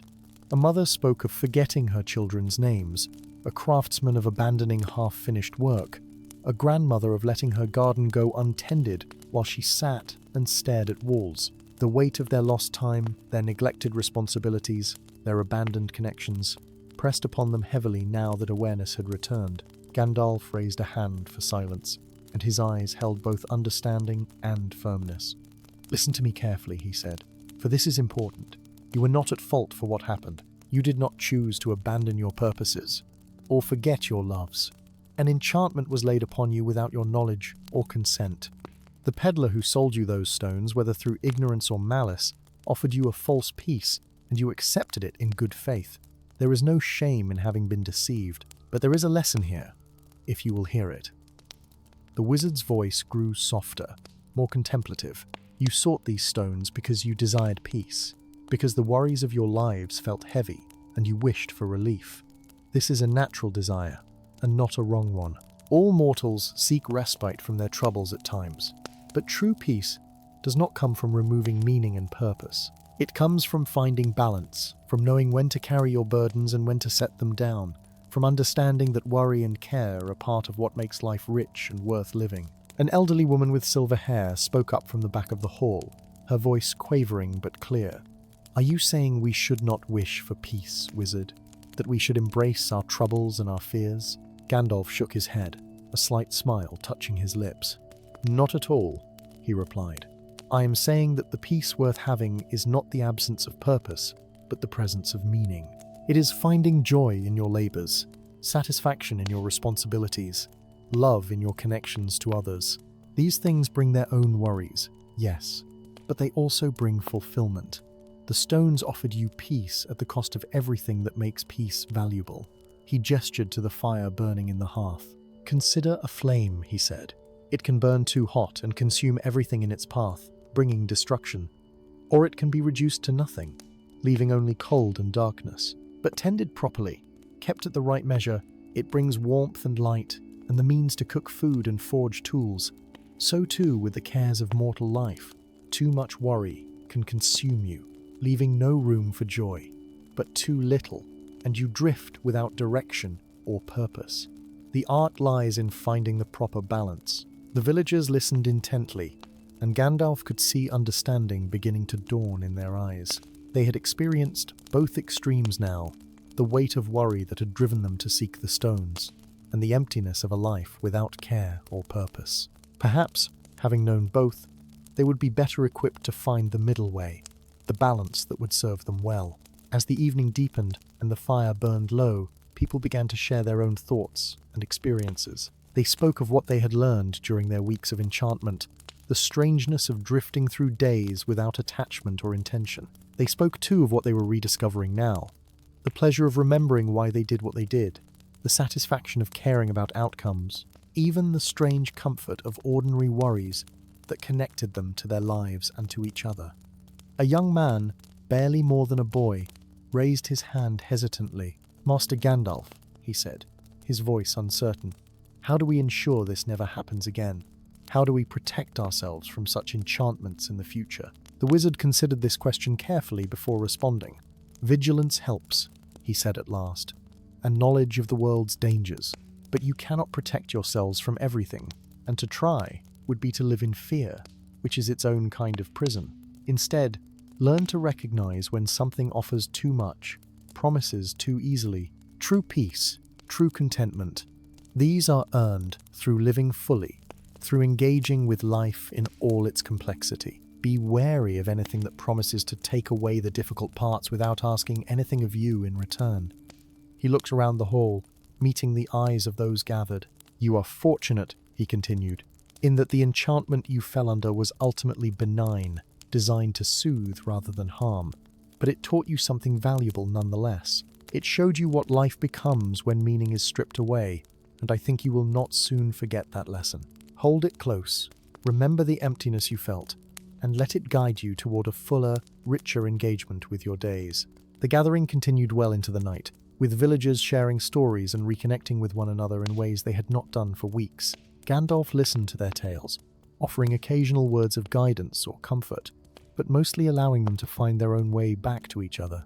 There was laughter now, tentative at first but growing stronger, and there were tears as well, as people remembered what they had nearly lost. The wizard observed it all with quiet satisfaction, seeing the threads of community being rewoven, the connections between people being restored. As midnight approached, Edith brought out bread and cheese and a cask of ale, and the gathering took on the character of a celebration, albeit a subdued one. People who had sat in isolation for weeks now clustered in small groups, talking animatedly about their plans for the coming days. The farmer spoke of his fields and the work that needed doing. The craftsman examined his calloused hands and spoke eagerly of projects left half-finished. The mother gathered her children close and whispered to them of all the things they would do together. Purpose had returned, and with it, hope. Gandalf accepted a mug of ale and a piece of bread, and found himself in conversation with an old man who had lived in Needleham all his long life. The man's name was Thomas, and his face was lined with years of sun and wind and weather. He spoke slowly, choosing his words with care, as though testing his ability to hold thoughts and express them clearly. "It is strange, Master Gandalf," he said, "how quickly we forgot what mattered to us. I have lived 83 years, raised 6 children, tended my plot of land through good seasons and bad, and yet within a matter of weeks it all meant nothing to me. How can that be? How can a lifetime of meaning simply vanish?" The wizard considered the question while taking a sip of his ale. "The mind is a curious thing," he said at last. "It can be influenced by forces beyond our control, shaped by magic or malice or simple circumstance, but the meanings themselves, Thomas, those did not vanish. They were only hidden, covered over by the enchantment, like snow covering a garden. The garden remains beneath, and when the snow melts, life returns. Your memories, your loves, your purposes, these were always there.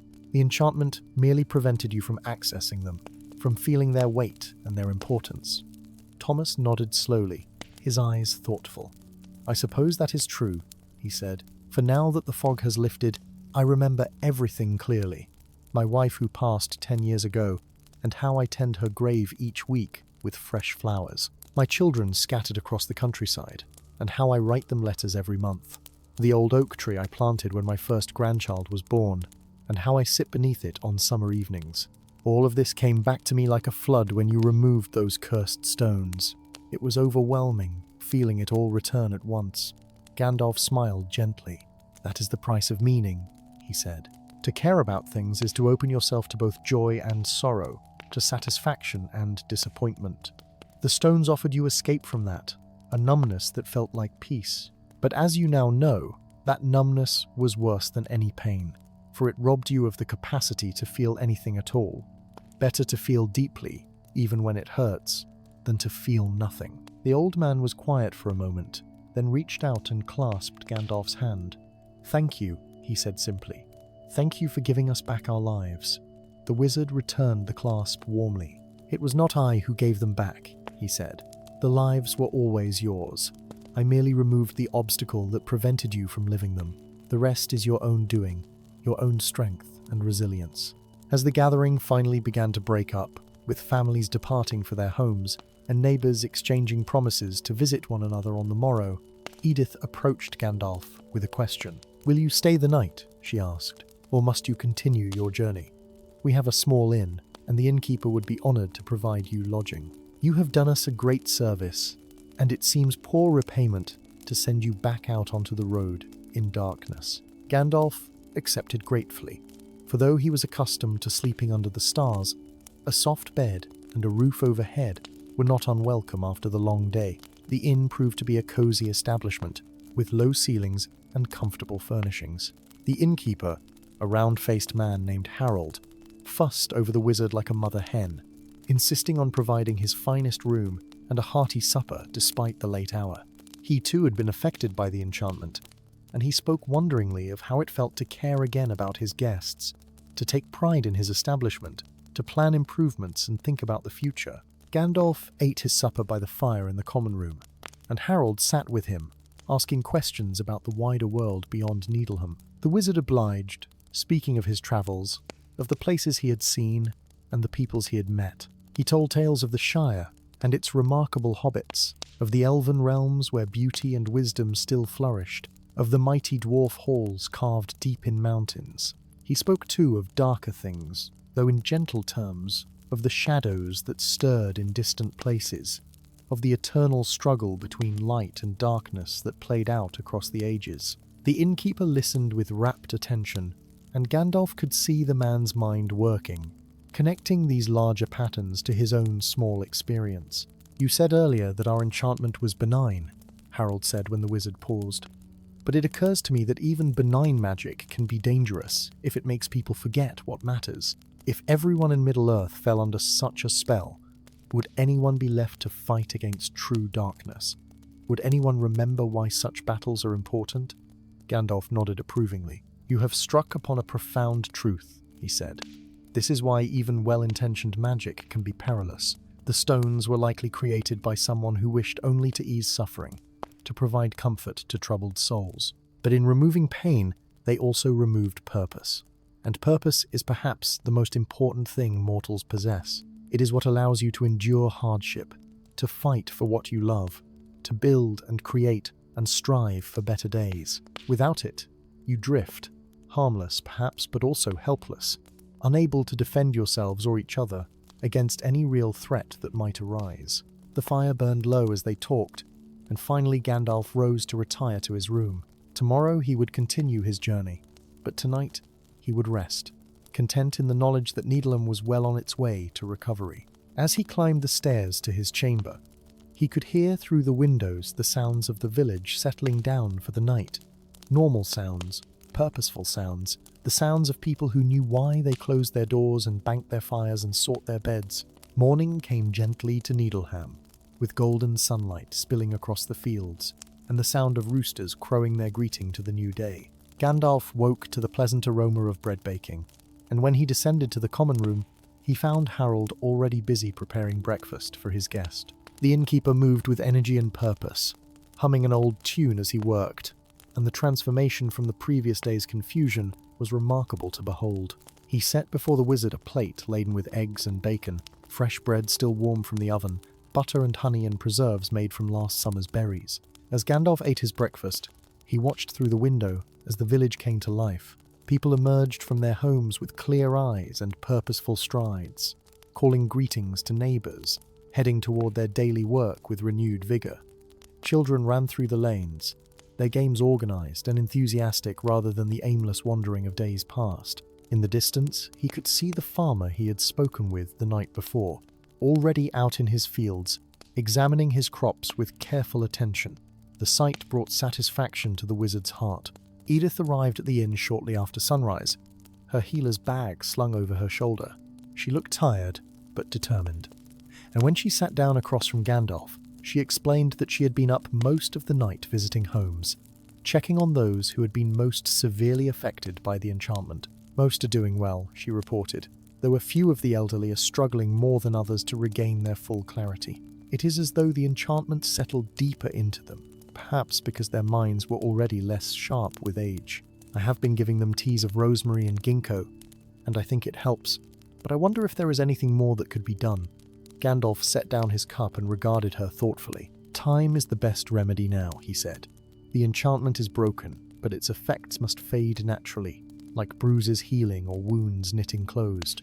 However, there are things that can speed the process.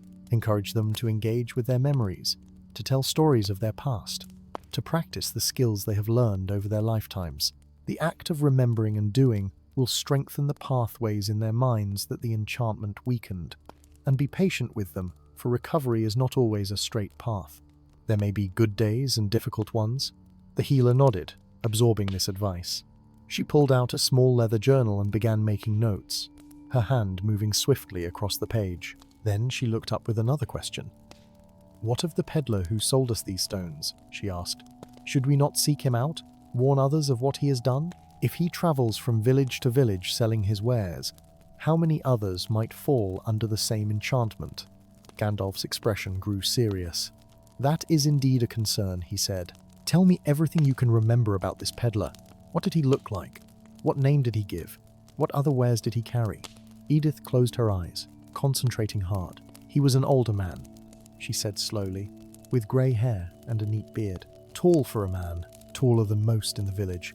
He dressed well, in clothes of good quality but not ostentatious. His cart was painted green and gold, and it contained many things: pots and pans, ribbons and thread, carved wooden toys for children, jars of honey and preserves. He seemed a kindly sort, soft-spoken and polite. He called himself Aldrich the Wanderer, and he said he had travelled all the roads of Eriador for 40 years or more." The wizard stroked his beard, his eyes distant as he searched his memory. "I know of no peddler by that name," he said at last, "though that does not mean much, for there are many who travel the roads, and I cannot know them all. But I will keep watch for him in my journeys, and I will warn those I meet to be wary of stones that promise peace. Whether he acts from malice or ignorance, the result is the same, and others must be protected from falling into the same trap you did." He rose from the table and gathered his staff and pack. "I must continue on my way," he said, "for there are other roads to travel and other matters that require attention. But before I go, I would walk through your village once more, to see how your people fare and to offer what final counsel I can." Edith accompanied him out into the morning sunshine, and together they made their way through the lanes and streets of Needleham. Everywhere they went, villagers stopped to thank Gandalf, pressing small gifts upon him despite his protests.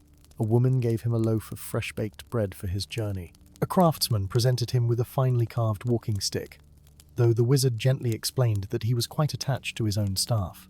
A child offered him a bouquet of wildflowers, which he accepted with a bow of such courtesy that the little girl giggled with delight. Each gift was given with genuine gratitude, and though the offerings were simple, they carried the weight of heartfelt appreciation. At the village green, beneath the spreading oak tree, a small crowd had gathered. When they saw Gandalf approaching, they fell silent, and an elderly woman stepped forward. She was bent with age, her face a map of wrinkles, but her eyes were clear and bright. "Master Gandalf," she said, her voice quavering but strong, "we have been talking among ourselves this morning, trying to make sense of what happened to us. We understand now about the enchantment and the stones, but there is something we still wonder about. Why did we desire such stones in the first place? What was it in our lives that made empty peace seem so appealing?" It was a perceptive question, and Gandalf could see that many in the crowd leaned forward, eager to hear his answer. He took his time responding, choosing his words with care. "You live in uncertain times," he said at last. "The world beyond your village is vast, and often dangerous. There are shadows stirring in distant places, and though you may not see them directly, you feel their influence like a cold wind that makes you draw your cloaks tighter. You worry about harvests and weather, about the safety of your children, about whether the peace you have known will endure. These are not foolish worries, but natural responses to the world as it is." He gestured to the fields surrounding the village, to the homes and gardens. to the people gathered before him. "You have built something precious here," he continued. "A community where people know and care for one another, where life proceeds with order and purpose, where simple joys can be found in daily work and evening rest. But the very act of building something precious makes you vulnerable, for you have something to lose, and so you worry, and the worry becomes a burden, and when someone offers you release from that burden, it seems like a gift from the heavens." The elderly woman nodded slowly. "So we were not wrong to want peace," she said. "We were only wrong in how we sought it." Gandalf smiled gently. "You were human," he replied, "which is to say you were imperfect and struggling, and doing your best with what you knew. The mistake was not in desiring peace, but in accepting a peace that required you to give up caring. True peace comes not from ceasing to worry, but from finding purpose in your worries, from knowing that your concerns arise from love and connection." The crowd murmured among themselves, considering these words. Then a young mother spoke up, bouncing a baby on her hip. "But how do we find that balance, Master Gandalf?" she asked. "How do we carry our cares without being crushed by them? For it seems to me that worry can grow until it consumes everything, leaving no room for joy or rest." The wizard's eyes softened as he looked at her and the child she held. "That is the great challenge of mortal life," he said, "and there is no single answer that serves all people in all circumstances. But I can offer you some guidance, gleaned from long observation of the world and its peoples." He leaned upon his staff, settling in to share what wisdom he could. "First," he said, "learn to distinguish between concerns that require action and those that do not. If your child has a fever, that is a worry that calls for remedies and care, and your concern drives you to help. But if you worry about fevers your child might have in some distant future, that serves no purpose and only steals peace from the present moment. Act when action is needed, and release what lies beyond your control. Second, share your burdens with others. You live in a community, and that is one of humanity's great strengths. When worry grows too heavy for one person to bear, it can be distributed among many, and so becomes lighter for each. Talk to your neighbors about your concerns. You will find that often they share the same worries, and together you can find solutions, or at least comfort, in knowing you are not alone. Third, remember to set down your cares at day's end. Work while it is light, tend to what needs tending, but when night falls, allow yourself rest. The problems that exist tonight will still be there tomorrow, and you will face them better for having slept. Do not let worry steal from you the restoration that sleep provides." The young mother listened carefully, and others in the crowd nodded their agreement. These seemed like practical suggestions, things they could actually do rather than abstract principles beyond their reach. An older man raised his hand tentatively. "What of when the worries are large?" he asked. "Too large for one village or one person. You spoke last night of shadows stirring in distant places. How do we not feel overwhelmed by such vast troubles?" Gandalf's expression grew more serious, but his voice remained gentle. "That too is a matter of focus and scale," he said. "Yes, there are great troubles in the world, powers that move beyond your sight, conflicts that span ages and continents. But your responsibility is not to solve all the world's problems. Your responsibility is to tend your own garden, to care for your own people, to do what good you can in the small space you occupy. If everyone did that, if everyone tended their own garden well and looked after their neighbours, the world would be a far better place than it is." He gestured to the village around them. "Here in Needleham, your task is to grow food and raise children, to maintain your homes and help one another through difficult times, to preserve the knowledge and skills passed down from your ancestors and pass them on to your descendants. That is no small thing.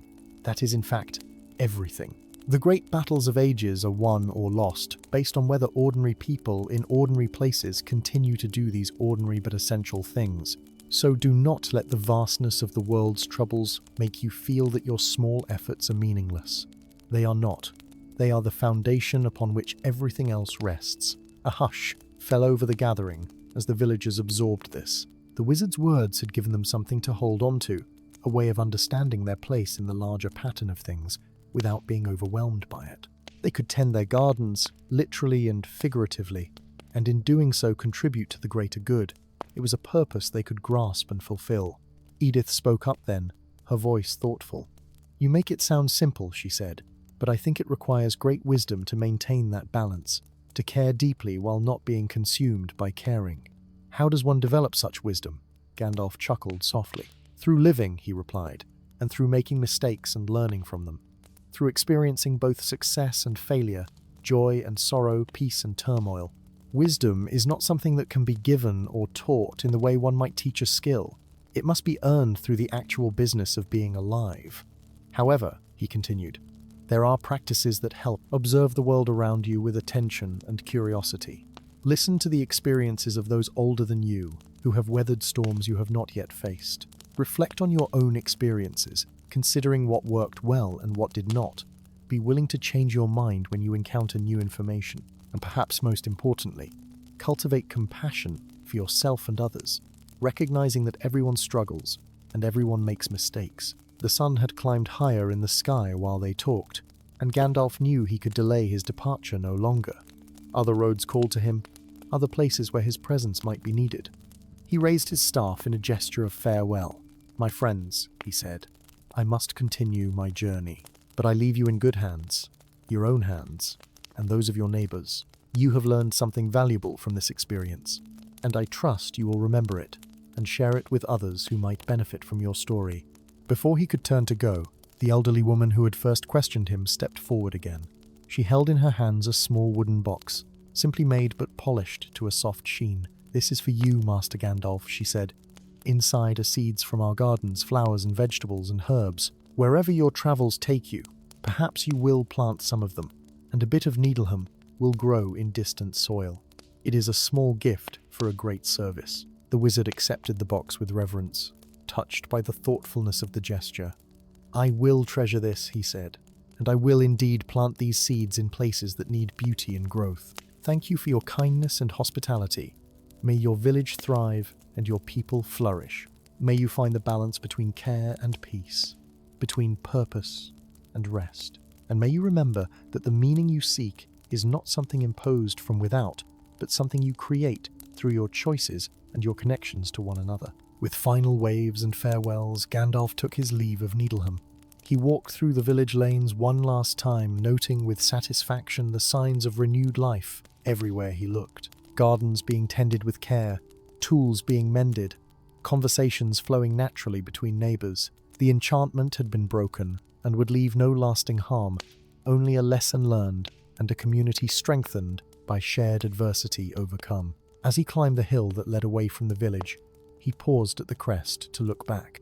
Needleham lay below him, a cluster of homes and fields nestled in the gentle landscape, smoke rising peacefully from chimneys, people moving about their daily work with purpose and energy. It looked, he thought, exactly as a village should look, neither idyllic nor troubled, but simply alive with the ordinary miracle of human existence continuing day by day. He turned his face toward the road ahead, toward whatever adventures and challenges awaited him in the wider world. But he carried with him the warmth of Needleham's gratitude and the satisfaction of having helped return meaning to lives that had lost it. It was not a grand deed that would be sung about in halls or recorded in histories. It was simply a wizard doing what wizards do, walking the roads of Middle-earth and helping where help was needed. The morning was bright and fair, and the road stretched before him like a ribbon of possibility. Gandalf set off with a light heart, humming an old tune as he walked, his staff tapping a steady rhythm on the packed earth. Behind him, Needleham continued its peaceful recovery, and ahead lay all the paths he had yet to travel. For several days, Gandalf journeyed through the pleasant countryside, following roads that wound between fields and forests, passing through small hamlets and isolated farmsteads. He kept his ears open for any mention of the peddler Aldrich, or of other villagers that might have been afflicted with the same malady that had struck Needleham. But the land seemed peaceful, and the people he met spoke only of ordinary concerns, the weather and crops, the health of livestock, the usual rhythms of rural life. On the third evening after leaving Needleham, he came to a crossroads where an ancient oak tree spread its massive branches, creating a natural shelter beneath its canopy. The tree was old beyond reckoning, its trunk wider than 3 men could span with outstretched arms, its bark deeply furrowed with age. Local folk had long ago placed a bench beneath it, and the crossroads had become a traditional resting place for travelers. Gandalf decided to spend the night there, for the evening was mild, and the stars were beginning to emerge in the darkening sky. He gathered deadwood for a small fire, nothing elaborate, just enough to provide warmth and light, and the comfort of flames to watch as night deepened. As the fire crackled to life, he prepared a simple meal from his provisions, bread and cheese and a few apples, along with tea brewed from herbs he had gathered along the way. The wooden box of seeds from Needleham sat beside him, and as he ate, he opened it and examined its contents. There were packets of flower seeds, carefully wrapped in cloth and labelled in neat handwriting. Hollyhocks and lupines, columbines and sweet william, foxgloves and daisies. There were vegetable seeds as well, beans and peas, squash and lettuce, herbs for cooking and healing. Each packet represented hours of careful work, collecting seeds at harvest time, drying and storing them properly, ensuring they would remain viable until planted. It was a gift that spoke of hope and continuity, of faith in future seasons and distant garden. Gandalf selected a packet of wildflower seeds, a mixture that would bloom at different times throughout the growing season, creating a succession of colour and life. Tomorrow, he thought, he would find a suitable spot along the roadside and plant some of these, so that future travellers might enjoy their beauty. It pleased him to think of Needleham's flowers growing in many places, carried by his hands to take root in soil they had never known. As he sat contemplating this, he heard the sound of wheels and hooves approaching along the road. A cart came into view, painted green and gold even in the dim light, pulled by a sturdy horse. The driver was a tall man with grey hair and a neat beard, and Gandalf felt his attention sharpen. Could this be the peddler from Needleham? The cart came to a halt near the crossroads, and the driver called out a friendly greeting. "Good evening to you, traveller," the man said, his voice pleasant and cultured. "I see you have made camp beneath the old oak. A fine choice, for it has sheltered wayfarers for more years than anyone can count." Gandalf rose and bowed courteously. "Good evening indeed," he replied. "Will you join me at my fire? I have tea brewing, and there is room enough for two beneath these branches." The peddler accepted gratefully, securing his horse and cart before approaching the fire with the ease of one accustomed to such encounters on the road. Up close, Gandalf could see that the man matched Edith's description precisely. He was well dressed, but not ostentatiously so, his manner friendly but reserved, his eyes intelligent and observant. They exchanged the usual pleasantries as the peddler settled himself on the bench and accepted a cup of tea. He introduced himself as Aldrich, and Gandalf gave his own name in return, watching carefully for any reaction. If Aldrich recognized the name or guessed that Gandalf was a wizard, he gave no sign of it. Instead, he spoke of his travels, of the many roads he had walked and the countless villages he had visited over his long years as a peddler. He told amusing stories of eccentric customers and unusual requests, of festivals and celebrations he had witnessed, of the changing seasons and how they affected trade in different regions. He was, Gandalf noted, an excellent storyteller, with a gift for making even mundane events sound interesting. As they talked, Gandalf steered the conversation gradually toward more specific matters. "Have you heard of any troubles in the villages you have visited recently?" he asked casually. "Any unusual maladies or strange occurrences?" Aldrich's expression grew thoughtful. "There was one place," he said after a moment, "a small village called Needleham.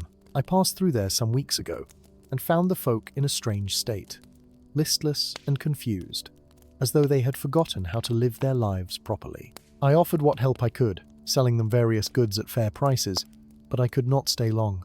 I wonder how they fared after I departed." Gandalf's eyes were keen in the firelight. "What manner of goods did you sell them?" he asked. Aldrich gestured toward his cart. "The usual items," he said. "Practical things for the most part, tools and cloth, necessities for daily life. Though I also carry items of a more unusual nature, things I have collected in my travels that might bring comfort or benefit to those who purchase them." He paused, then added, "I recall selling a number of special stones in Needleham. Serenity stones, I called them, for they carry a mild enchantment meant to ease troubled minds." The wizard set down his teacup carefully. "Tell me about these stones," he said, his voice still gentle but carrying an edge of seriousness. "Where did you acquire them, and what exactly do they do?" Aldrich seemed surprised by the intensity of the question, but answered readily enough. "I found them many years ago," he explained, "in the ruins of an old tower far to the north. The place had clearly once been home to a scholar or mage of some kind, for it contained many curious items. Most were broken or useless, but these stones seemed intact. There was a manuscript with them, written in a language I could barely read, but it suggested they were tools for meditation and peace. Gandalf leaned forward. And did you test them yourself before selling them to others? Did you understand fully what they did? The peddler hesitated, and for the first time, uncertainty crossed his features. I kept one for myself for a time, he admitted. It did bring peace, a deep calm, unlike anything I had experienced. But after a few days, I found I could not bring myself to care about anything. Not my work, not my travels, not even my own welfare. It was disturbing, so I put the stone away and did not use it again. Yet I thought, perhaps in small doses, for those truly troubled, it might be beneficial. The wizard's expression was grave but not unkind. Those stones nearly destroyed an entire village, he said quietly. The people of Needleham lost all sense of purpose and meaning. They could not remember why they worked, or what they loved, or why anything mattered. I had to remove all the stones and dispose of them in running water to break the enchantment. Even now, they are still recovering from the effects. The colour drained from Aldrich's face as he absorbed this information. His hands, which had been resting calmly in his lap, began to tremble. He set down his teacup before it could spill, and when he spoke, his voice was hoarse with emotion. I had no idea, he whispered. I truly thought I was helping people. The manuscript spoke of peace and tranquility, of easing the burdens of mortal existence. I never imagined, never understood that the cost would be so terrible. Gandalf studied the peddler's face in the firelight, reading genuine distress and remorse there. He allowed a long silence to stretch between them, giving Aldrich time to grapple with the weight of what he had done. Finally, the wizard spoke, his voice still gentle despite the seriousness of the matter. Ignorance is not innocence, he said, but neither is it malice. You stumbled upon power you did not understand, and used it without taking proper care to learn its full nature. That was unwise, perhaps even reckless, but I do not believe you meant harm.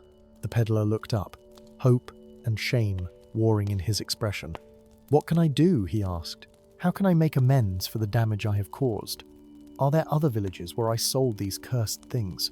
Other people suffering as Needleham suffered? Gandalf nodded slowly. That is what we must determine, he said. How many stones did you have? And to how many places did you travel with them? Aldrich thought carefully, his face creased with concentration. I found perhaps 50 stones in the tower, he said. I sold them gradually over the course of 2 years, never more than 1 or 2 in any single place. I kept records of my travels in a ledger, all peddlers do, tracking what was sold and where. He rose and went to his cart, returning with a worn leather journal filled with neat entries. By the light of the fire, he and Gandalf pored over the pages, identifying every location where a Serenity Stone had been sold. There were 15 villages in all, scattered across the northern reaches of Eriador, each one a potential Needleham waiting to happen. The wizard traced the locations on a mental map, considering distances and routes. Some of these places were weeks of travel apart, and visiting all of them would consume much time. We must move swiftly, Gandalf said. Each day these stones remain in people's homes is another day they lose to emptiness. But we cannot do this alone. Or rather, you cannot do it alone while I attend to other matters that press upon me. You must go to each village, find the stones you sold, and remove them safely. Can you do this, Aldrich? Will you commit yourself to undoing what you have inadvertently done? The peddler did not hesitate. I will, he said firmly. I will travel to every place on that list and retrieve every stone, even if it takes me a year or more. And when I have gathered them all, what should be done with them? Gandalf considered this question carefully. Running water can disperse their influence, he said, as I did with the stones from Needleham. But with so many, there is another way that might serve better. There is a place in the mountains, a deep chasm where no one dwells and no streams flow. If the stones were cast there, they would lie beyond reach of any who might find and use them, contained by the very depth and isolation of the place. When you have collected them all, I will meet you and guide you to this chasm. They talked long into the night, making plans and discussing strategies. Aldrich would need to move carefully, explaining to the villagers why he needed to reclaim what he had sold, helping them understand that he had acted in ignorance and was now making amends. Some might be angry, and rightly so, but Gandalf believed that most would cooperate once they understood the danger. The wizard taught Aldrich how to recognize the signs of the stone's influence and how to dispose of them temporarily if immediate removal to the chasm was not possible. As the fire burned low and the stars wheeled overhead in their ancient patterns, the conversation turned to deeper matters. "Tell me," Gandalf said, "what led you to become a peddler in the first place? What made you choose a life on the road rather than settling in one place?" Aldrich smiled, though it was touched with sadness. "I was young once," he said, "and full of wanderlust. I wanted to see the world, to experience everything it had to offer. My father was a merchant in Bree, successful and settled, and he wanted me to take over his business. But I could not bear the thought of spending my life in one place, selling the same goods to the same people year after year. So I took my inheritance and bought a cart, and set off to see where the roads might lead me." "And have you found what you were seeking?" Gandalf asked. "Has the wandering life brought you satisfaction?" The peddler was quiet for a moment, gazing into the glowing embers. "In some ways, yes," he said at last. "I have seen beautiful places and met interesting people. I have witnessed sunrises from mountaintops and sunsets over endless plains. I have learned much about the world and about myself. But there is also loneliness in this life, and a certain emptiness that comes from never putting down roots, never building something lasting. I am always passing through, never truly belonging anywhere." Gandalf nodded with understanding. "That is the price of perpetual motion," he said. "To be everywhere is, in a sense, to be nowhere. And yet, there is value in what you do. You connect distant places, carry news and goods, serve as a thread that binds communities together. It is not a meaningless existence, though it may sometimes feel that way." The peddler looked at the wizard with curiosity. "You speak as one who knows this life well," he said. "Do you not wander the roads as I do? How do you find meaning in constant travel?" The wizard smiled, and in the firelight his face seemed ancient and young all at once. "I too have wrestled with this question," he admitted. "I have walked the roads of Middle-earth for more years than you can imagine, and there have been times when I wondered whether my wanderings served any purpose. But I have learned that meaning does not require permanence. Each encounter, each small act of help or guidance, each moment of connection with another soul, these are meaningful in themselves. They do not need to last forever to matter. They need only to be real while they exist." He gestured to the seeds from Needleham, still resting in their box. "Consider these seeds," he said.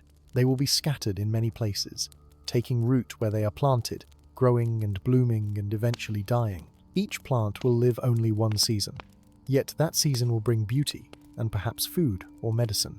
Is that meaningless because it does not last? Or is it precisely the temporary nature of the bloom that makes it precious, that makes us pause to appreciate it while we can?" Aldrich considered these words carefully. "So you are saying that even my mistake with the stones, terrible as it was, can have meaning if I make amends? That the time I spend correcting this error is time well spent, even though it will take me from my usual routes and profits?" Gandalf nodded. "Exactly so," he said. "Meaning comes not from avoiding mistakes, for all mortals err, but from how we respond when we realize our errors. You could flee from this knowledge, could abandon your cart and disappear, letting others deal with the consequences of what you have done. But instead, you choose to take responsibility, to spend your time and effort making things right. That choice gives meaning to what comes next." The peddler sat straighter, and some of the shame that had weighted his shoulders seemed to lift. "Then I will begin tomorrow," he said. "I will travel to the nearest village on our list and start the work of retrieval. And I will not rest until every stone has been safely disposed of and every village freed from their influence." Gandalf rose and placed a hand on Aldrich's shoulder. "That is well spoken," he said. "And remember, you do not do this alone. I will check on your progress when I can, and I will be there when you have gathered the last stone to guide you to the place of final disposal. This burden is yours to carry, but you need not carry it without aid or friendship." They slept beneath the ancient oak that night, the fire burning down to coals that glowed softly in the darkness. The stars wheeled overhead in their timeless dance, and a gentle breeze stirred the leaves above them, creating a whisper of sound that was almost like music. When morning came, pale and fresh, they shared a simple breakfast and prepared to part ways. Aldrich would head north toward the first village on their list, while Gandalf had other roads to travel. other matters requiring his attention. Before they parted, the wizard opened the wooden box from Needleham and gave Aldrich a small packet of seeds. "Plant these when you reach each village," he said. "After you have removed the stones and helped the people understand what happened, plant flowers in the village square or along the roadside. Let something beautiful grow from your act of making amends." The peddler accepted the seeds with reverence, tucking them carefully into his coat. "I will," he promised, "and perhaps in time people will remember not just the mistake I made, but also the effort to correct it." They clasped hands in farewell, and Gandalf watched as the green and gold cart rolled away along the northern road, carrying its driver toward the first of many acts of restitution. Then the wizard turned his own steps southward, toward distant lands where other adventures awaited. But as he walked, he felt satisfaction in his heart. He had helped Needleham find its way back to meaning, and he had set another soul on a path toward redemption. These were good works, even if small in the vast scheme of Middle-earth's long history. The days passed peacefully as Gandalf continued his wandering. He planted seeds from Needleham's gift in meadows and by roadsides, in the gardens of wayside inns, and beside springs where travelers stopped to rest. Wherever he went, he spoke quietly to those he met, warning them gently about false promises of peace that required the surrender of purpose. He did not mention Aldrich by name, but he ensured that folk would be wary of enchanted items that seemed too good to be true. Weeks turned to months, and spring gave way to summer. The wizard's path crossed Aldrich's twice during that time, meeting by chance at crossroads or market towns. Each time, the peddler's cart held more of the reclaimed stones, carefully wrapped and isolated from casual contact. Each time, Aldrich seemed a bit more at peace with himself, his burden heavy but carried with growing confidence. He told Gandalf of villages awakening from their enchanted slumber, of people grateful for his honesty, even as they struggled with anger at having been deceived. He spoke of flowers blooming where he had planted the seeds, creating small gardens of remembrance and renewal. By autumn, when the leaves turned gold and red, and the harvest season brought its own particular beauty to the land, Aldrich sent word through a travelling merchant that he had retrieved the final stone. Gandalf received the message in the Shire, where he had been visiting old friends and enjoying the simple pleasures of hobbit hospitality. He set out at once to meet the peddler at an appointed place, a village called Ferndale that stood at the edge of the wild lands. They met in the cool of evening, as shadows lengthened across the earth. Aldrich's cart now held all 50 of the Serenity Stones, contained in a large iron-bound chest that dampened their influence. The peddler looked tired but resolute, and when he saw Gandalf approaching, his face brightened with genuine joy. "It is done," he said simply. "All accounted for, all retrieved. Every village has been visited, every wrong addressed, as best I could manage." The wizard embraced him warmly, pleased to see how the journey had transformed this man from a careless wanderer into someone with purpose and understanding. They set out together toward the mountains, traveling for 3 days through increasingly rugged terrain until they reached the place Gandalf had spoken of. It was a deep chasm in the earth, a crack in the bones of the world, where no sunlight reached the bottom and no living thing made its home. The walls were sheer and smooth, worn by ancient waters that had long since found other channels. Standing at the edge, one could hear only the whisper of wind and the distant echo of stones falling into unfathomable depths. "Here," Gandalf said, "they will rest beyond reach of any who might misuse them. Aldrich will trouble no one in this place." Together, they opened the chest and began removing the stones one by one. Each stone they held briefly, acknowledging what it had been and what it had done, before casting it into the darkness below.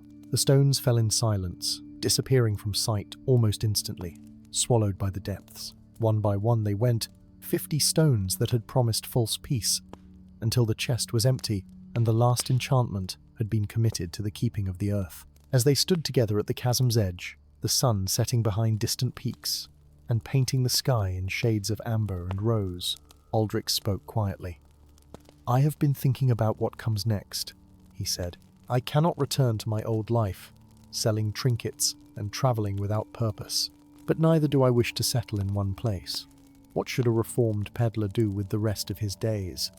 Gandalf smiled, watching the colours deepen in the western sky. "You have learned something valuable through this experience," he said. "You have learned to take responsibility, to make amends, to plant beauty where harm has been done. Perhaps you could continue that work, Travel as you have always done, but carry not just goods, but also wisdom. Help people find the balance between peace and purpose. Share the lessons you have learned. That would be a worthy life, I think." The peddler nodded slowly, and in his eyes was the light of new understanding. "I will do that," he said. "I will become a different kind of peddler, one who trades in stories and wisdom as much as in practical goods, and I will carry seeds wherever I go, planting gardens as reminders that beauty can grow from our mistakes if we tend it with care." They made camp that night beside the chasm, their fire a small bright point in the gathering darkness. They shared stories and companionable silence, two wanderers who had found meaning in their meeting. When morning came, they would part ways again, each to his own road, but they would carry with them the knowledge that their paths had crossed for good purpose. And so the tale ends, as tales must, with night falling peacefully over Middle-earth. In Needlem and 14 other villages, people went about their lives with renewed purpose and understanding, grateful for having learned the difference between empty peace and meaningful rest. In gardens and along roadsides, flowers from Needleham bloomed, bringing beauty to places that might otherwise have known only wildness.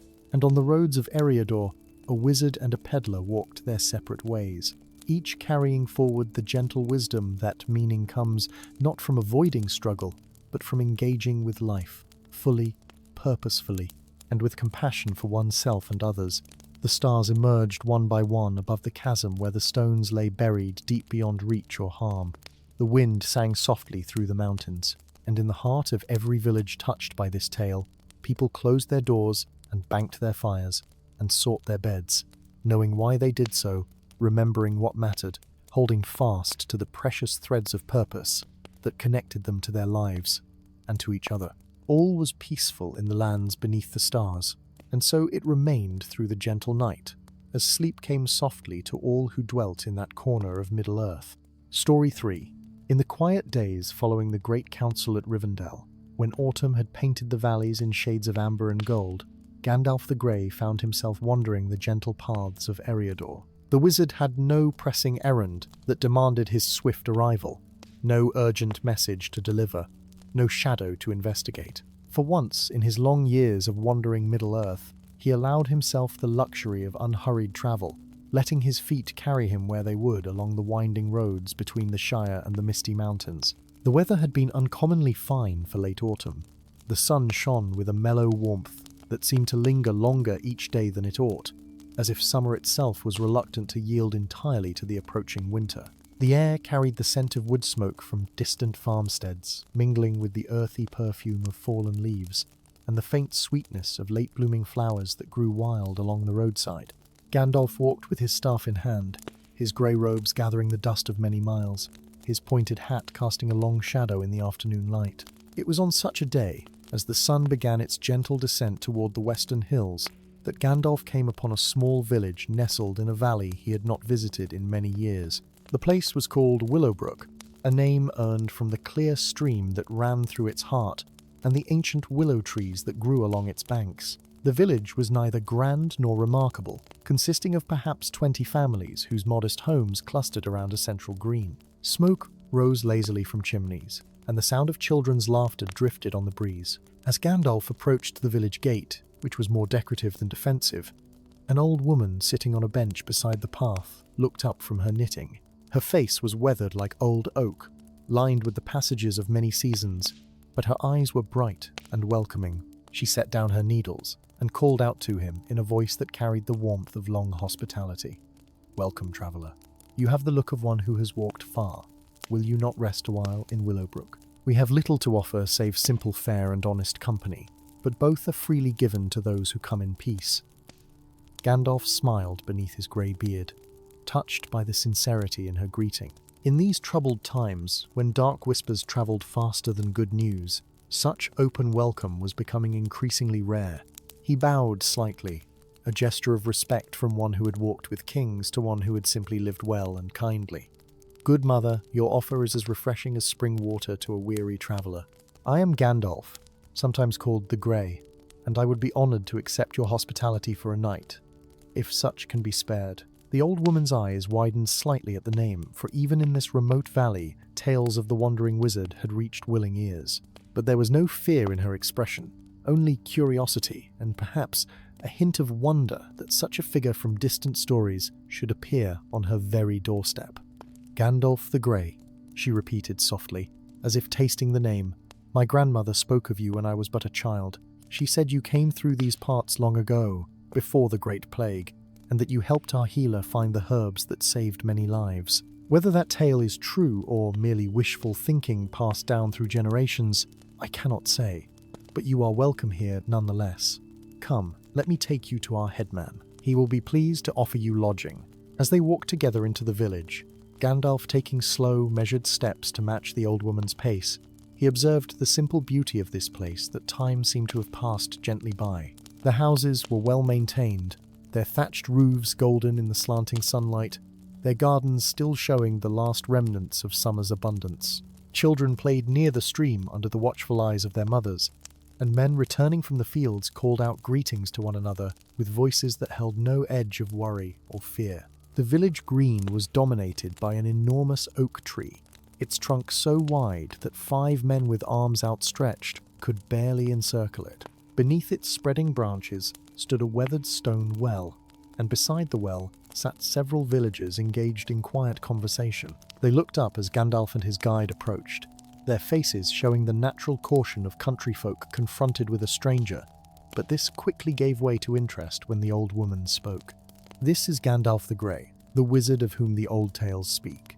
He seeks a night's lodging, and I told him we would not turn away such a traveller."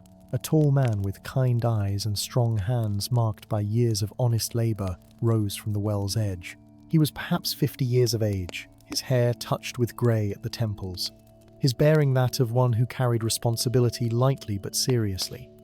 This was clearly the headman the old woman had mentioned. "You are welcome in Willowbrook, Gandalf. I am Thomas, and I speak for these folk when I say we would be honoured to host you. We have a guest house, modest but clean, kept ready for travellers. It stands empty tonight, and you shall have it for as long as you wish to stay. Will you sup with us? We gather together for the evening meal, and there is always room for one more at our table." Gandalf felt a warmth in his heart that had little to do with the physical comfort being offered. Here, in this small village far from the great cities and the concerns of kings, he had found something increasingly precious in Middle-earth, a community that lived in peace, that welcomed strangers, that maintained the simple decencies that were the foundation of all that was worth defending against the darkness. "I would be honoured to join you, Thomas of Willowbrook, and perhaps, if you would hear them, I might share a tale or two by your fireside after the meal is done." As the sun touched the western hills and painted the sky in shades of rose and violet, the people of Willowbrook gathered in their communal hall for the evening meal. It was a tradition they maintained with quiet devotion, this coming together at day's end to share food and fellowship. The hall itself was a simple structure, built of strong timber and river stone, with a great hearth at one end that radiated warmth and light. Long tables ran the length of the room, their surfaces worn smooth by generations of use, and the walls were decorated with woven hangings that spoke of harvests past and celebrations long remembered. Gandalf was given a place of honour near the hearth, where the oldest members of the community typically sat. He settled onto the bench with a grateful sigh, setting his staff carefully against the wall beside him. The warmth of the fire was a blessing after the long day's walk, and he stretched his legs out before him, feeling the pleasant ache of well-used muscles beginning to ease. Around him, the villagers took their places with practiced efficiency, families clustering together, friends greeting one another with easy familiarity. The meal was brought forth by willing hands, dishes passed from table to table in a rhythm born of long custom. There was fresh bread, still warm from the ovens, its crust golden and crackling. There were bowls of thick stew, rich with root vegetables and herbs from the village gardens, seasoned simply but with care. There were cheeses both sharp and mild, wheels of them cut into generous portions. There were apples from the autumn harvest, their skins gleaming red and green in the firelight, and pitchers of cool cider that tasted of sunshine and late summer afternoons. As they ate, conversation flowed naturally around the tables. The talk was of ordinary things, the subjects that fill the lives of those who work the land and live close to the turning of the seasons. One man spoke of his plans to repair his barn roof before the winter snows arrived. A woman shared news that her daughter, who had married and moved to a neighbouring village, was expecting her first child in the spring. The children, having finished their meals with the speed of youth, were gently reminded to remain seated until their elders had done, a lesson in patience and courtesy. Gandalf ate quietly, listening to the ebb and flow of voices around him. There was something deeply restful in this, he reflected, something that spoke to needs deeper than food and shelter alone. In the great halls of kings, meals were often occasions of ceremony and careful protocol, where every word was weighed, and political currents ran beneath pleasant surfaces like hidden rocks in a stream. Even among the hobbits of the Shire, whom he loved dearly, there was often a concern with appearing respectable, with maintaining one's standing in the intricate social web that governed their lives. But here in Willowbrook, there was a simplicity and authenticity that refreshed his spirit. These people were not trying to impress anyone. They simply were, living their lives as best they could, finding contentment in small blessings and the company of those they knew and trusted. It reminded Gandalf of why he wandered these lands, why he had spent so many long years walking the roads of Middle-earth. It was not for the sake of the mighty or the famous, though they had their part to play. It was for places like this, for communities of ordinary folk who asked little of the world, save the chance to live in peace. When the meal had ended and the dishes were cleared away, the mood in the hall shifted subtly. This was the time for storytelling, for songs, for the sharing of news and the weaving of community bonds that would sustain them through the darker months ahead. Someone produced a simple wooden flute and began to play a melody that was old when the village was young, a tune that spoke of flowing water and wind in the willow branches.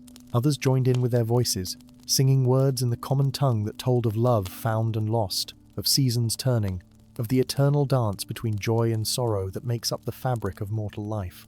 Gandalf listened with pleasure, his eyes half closed, his weathered face relaxed in the firelight.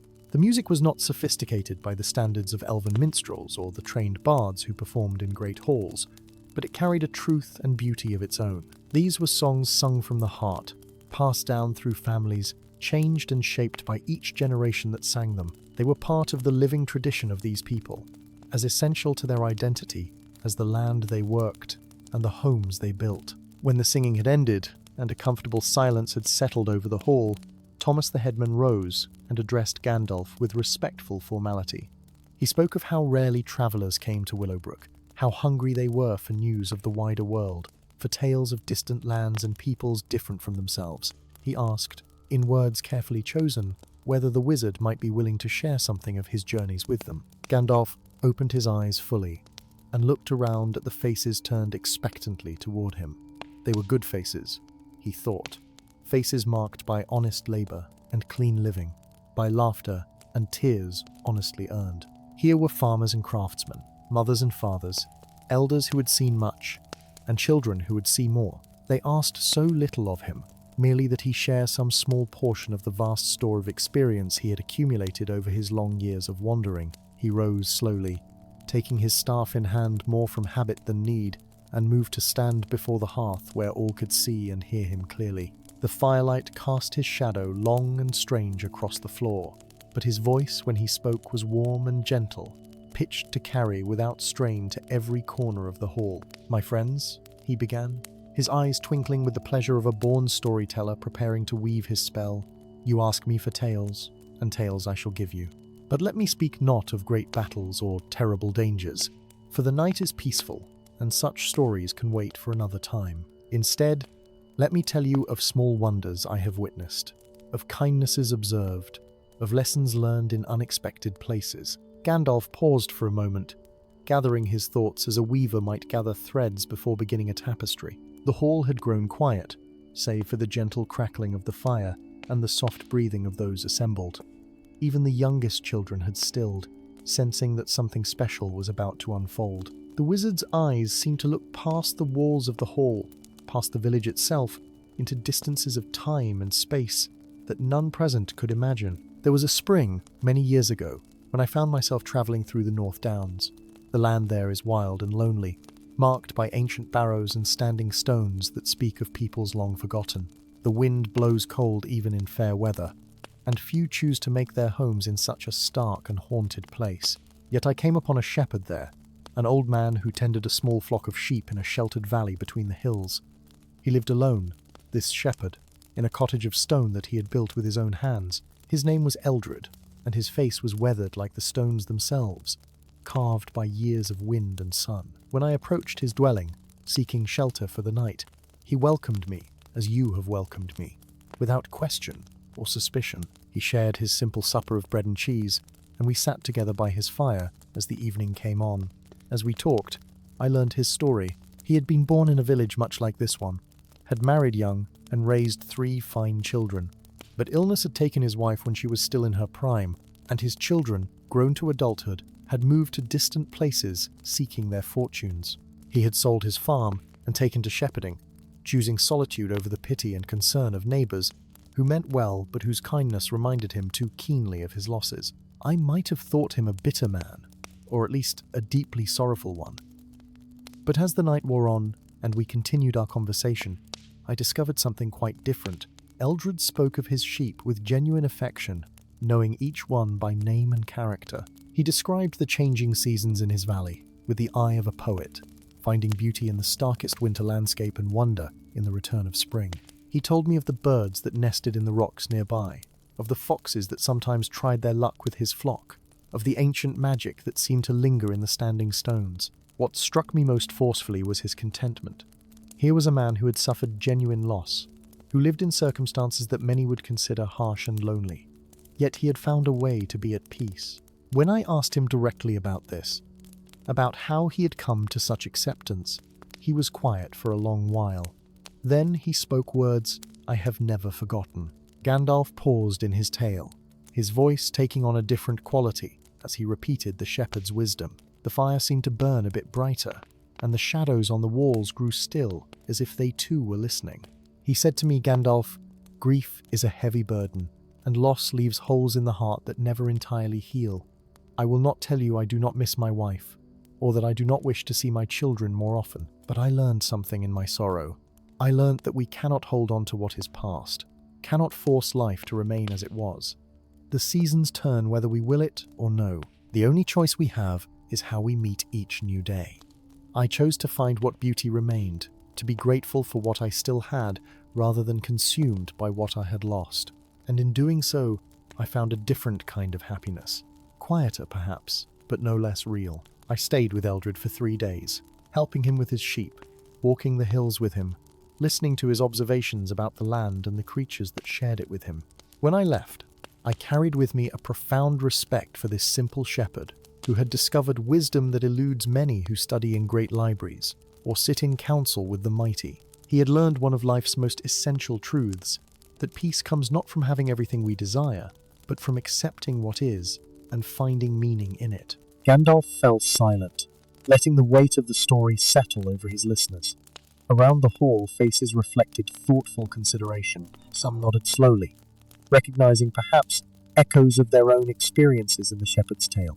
Others sat with distant expressions, as if looking into their own hearts and finding their similar truths they had not quite put into words before. An elderly woman sitting near the front spoke up, her voice soft but clear. Did you ever see him again, this shepherd Eldred? Does he still tend his flock in the North Downs? Gandalf's expression grew gentle with memory.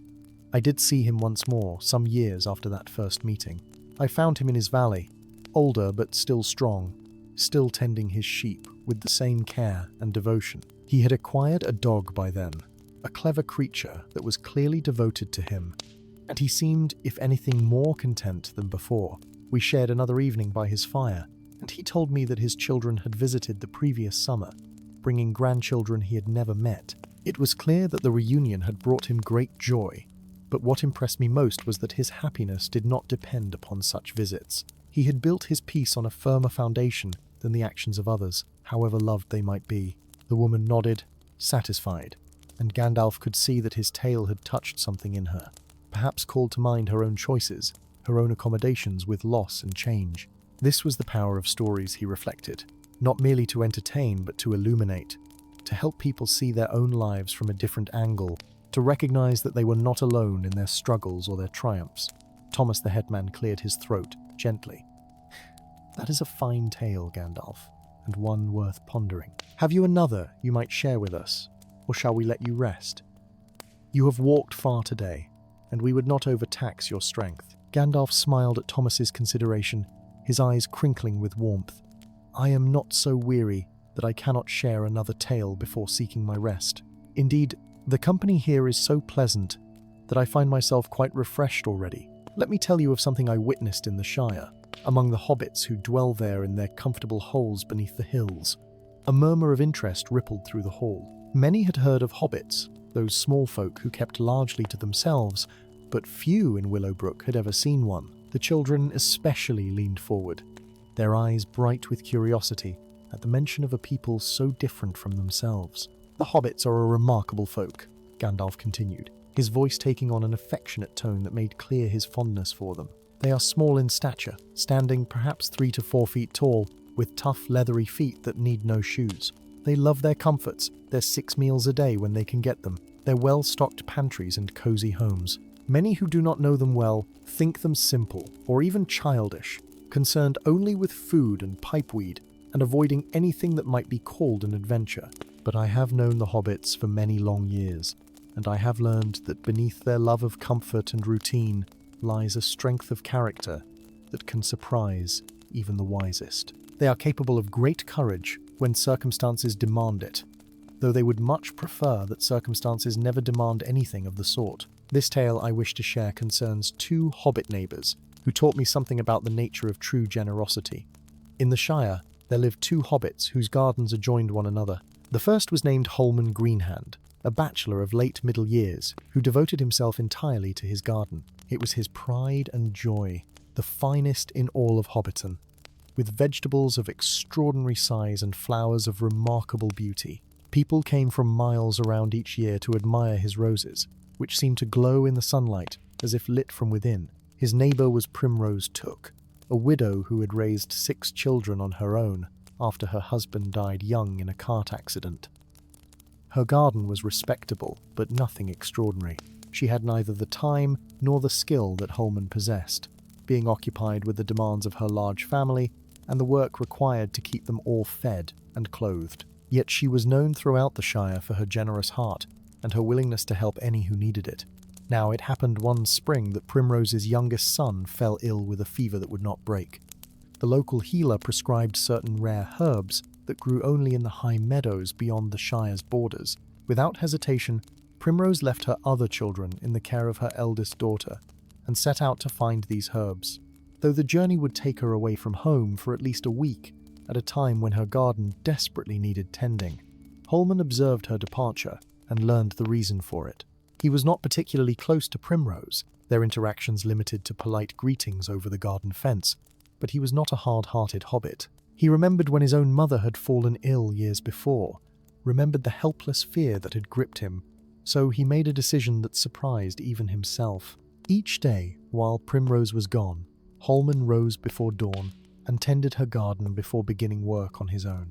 He weeded her vegetable beds, watered her flowers, propped up her bean poles that had begun to sag. He worked quickly and efficiently, finishing before the rest of Hobbiton had risen from their beds, and he told no one what he was doing. It was not from any desire for secrecy, but simply because it seemed to him the natural thing to do, requiring no comment or praise. When Primrose returned a week later, her son's fever broken and his health beginning to mend, she was astonished to find her garden in better condition than when she had left it.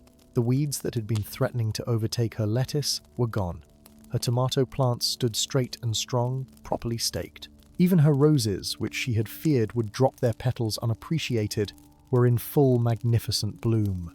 She went at once to Holman's gate and called to him as he worked among his own roses. When he came to speak with her, she thanked him with tears in her eyes, for she knew immediately who had cared for her garden. But Holman seemed almost embarrassed by her gratitude, brushing it aside as if it were nothing. "It was the least I could do, neighbour," he told her. "Your garden needed tending, and you were occupied with more important matters. I was glad to help." Gandalf paused, looking around at his listeners. But here is where the tale becomes more interesting. That autumn, Holman's prize roses were struck by a blight that spread through his garden despite all his efforts to stop it. For the first time in 20 years, he would have no roses to show at the harvest fair, no blooms to bring joy to those who came to admire them. He was heartbroken, though he tried to hide it behind a stoic facade. Primrose, seeing his distress, went into her own modest garden and cut every single flower she had. They were not the equal of Holman's legendary roses, but they were healthy and bright, grown with honest care. She brought them to Holman in baskets and insisted he display them at the fair as if they were his own. "I cannot do that," Holman protested. "These are your flowers, grown in your garden. To claim them as mine would be dishonest." But Primrose was adamant. "You tended my garden when I could not," she said. "These flowers grew in part because of your care. They belong to both of us, and I insist you share them with the Shire as you have always done. Let people enjoy beauty, Holman. Does it matter so much whose soil produced it?" And so Holman agreed, and the flowers were displayed at the fair.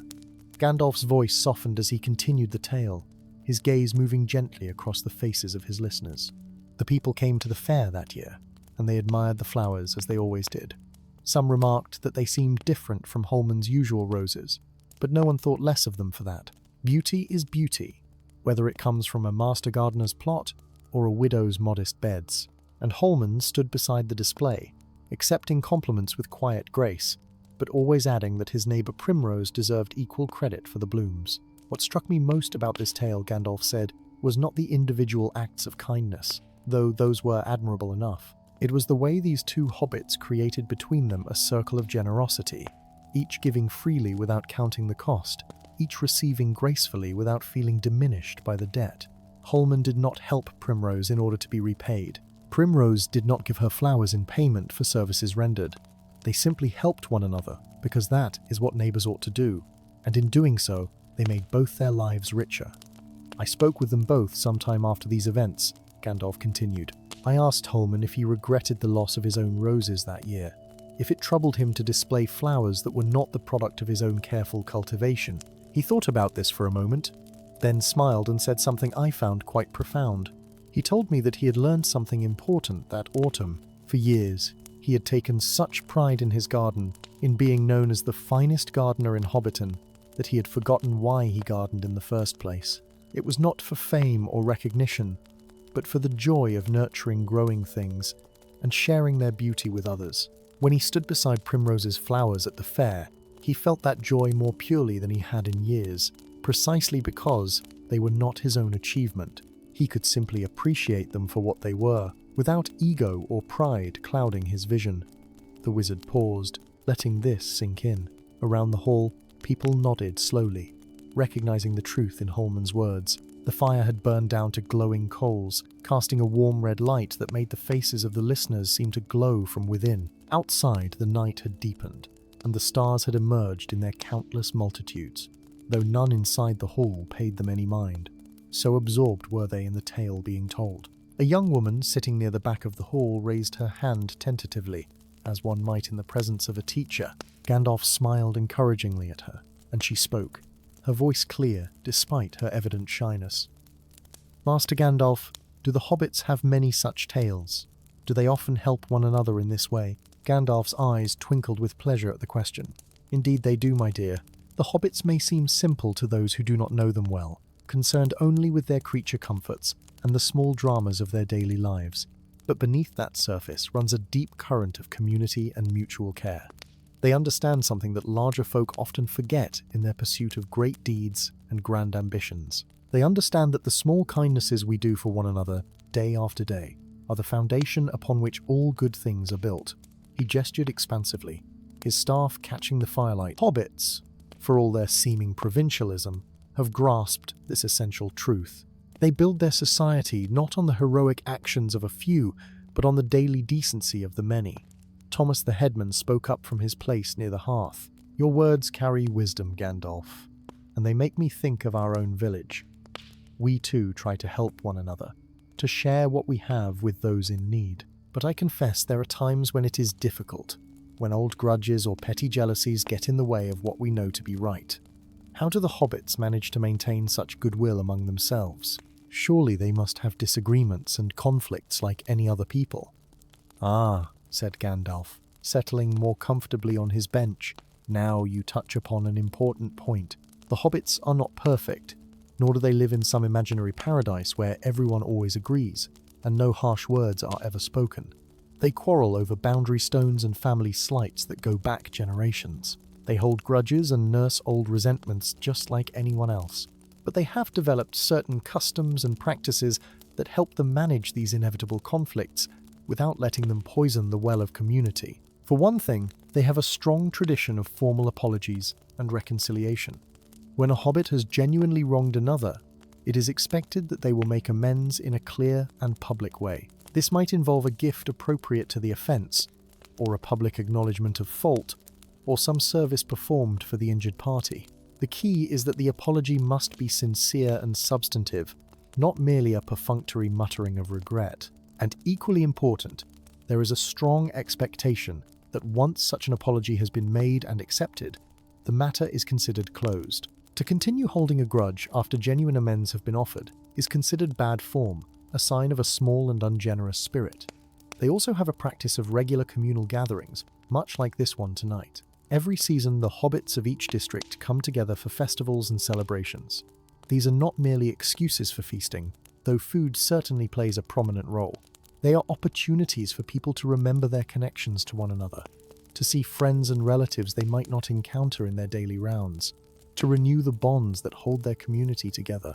It is hard to maintain serious enmity with someone when you have just shared a meal with them and sung the old songs together under the stars. Moreover, the hobbits have a deep respect for tradition and proper behavior. There are certain standards of courtesy and neighborliness that are simply expected, passed down from parents to children, as surely as family recipes, or the proper way to tend a garden. To violate these standards is to mark oneself as odd or difficult, and since hobbits value respectability quite highly, this acts as a powerful incentive to behave well toward others. Gandalf paused to take a sip from the cup of cider that had been placed beside him, giving his listeners a moment to absorb his words. The hall remained quiet, though it was a thoughtful quiet rather than an empty one, filled with the soft sounds of people considering what they had heard. A child yawned somewhere in the back, and a mother gently shushed him, but even this small interruption seemed to blend naturally into the peaceful atmosphere that had settled over the gathering. "But tell me," said an older man who sat near Thomas, his weathered hands folded on the table before him, "these hobbits you speak of with such affection, are they truly content with their simple lives? Do they never yearn for something more? For adventures or great deeds? It seems to me that a life spent entirely within the bounds of a single small country, however pleasant, might feel confining to a restless spirit." Gandalf regarded the man thoughtfully before responding. "You ask a question that goes to the heart of what makes the hobbits remarkable. There are some among them, certainly, who feel the pull of the wider world. The Took family in particular is known for producing the occasional hobbit who yearns for adventure, who feels confined by the safe boundaries of the Shire. But these are the exceptions rather than the rule. Most hobbits are genuinely content with what you call their simple lives, and I would argue that their contentment comes not from ignorance of the wider world, but from wisdom about what truly matters. You see," Gandalf continued, warming to his theme, "the hobbits understand something that escapes many who live in constant pursuit of glory or achievement. They understand that happiness is not found in great deeds or far-off places, but in the quality of one's daily life. A perfectly prepared meal shared with friends, a garden brought to bloom through patient care, an evening spent in pleasant conversation by the fireside. These are not small things at all. They are the substance of a well-lived life.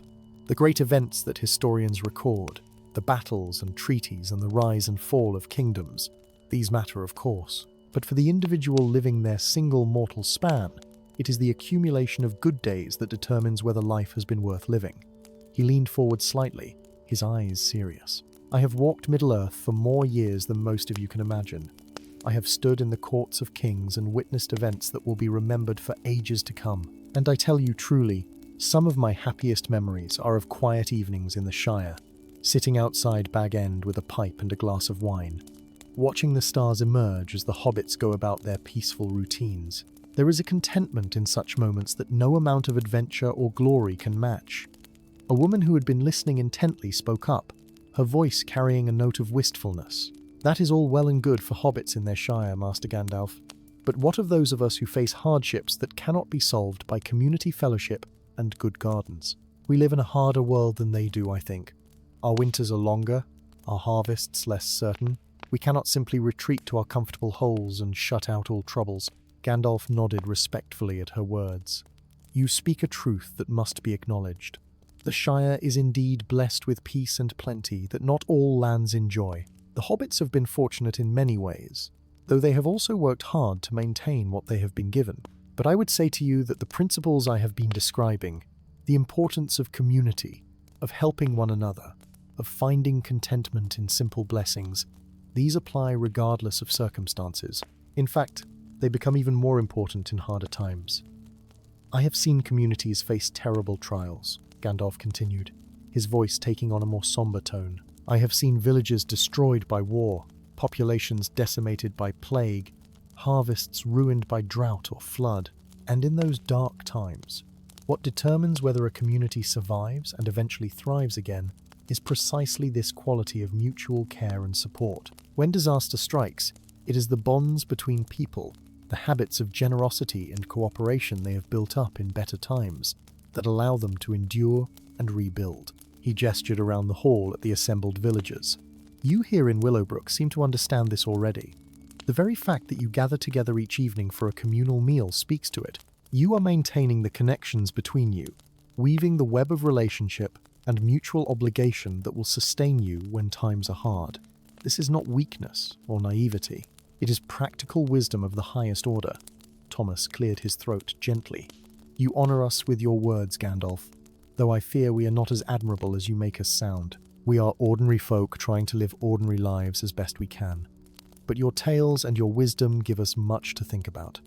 Is there perhaps one more story you might share before we release you to your rest? The night grows late, but I confess I am reluctant to see this evening end.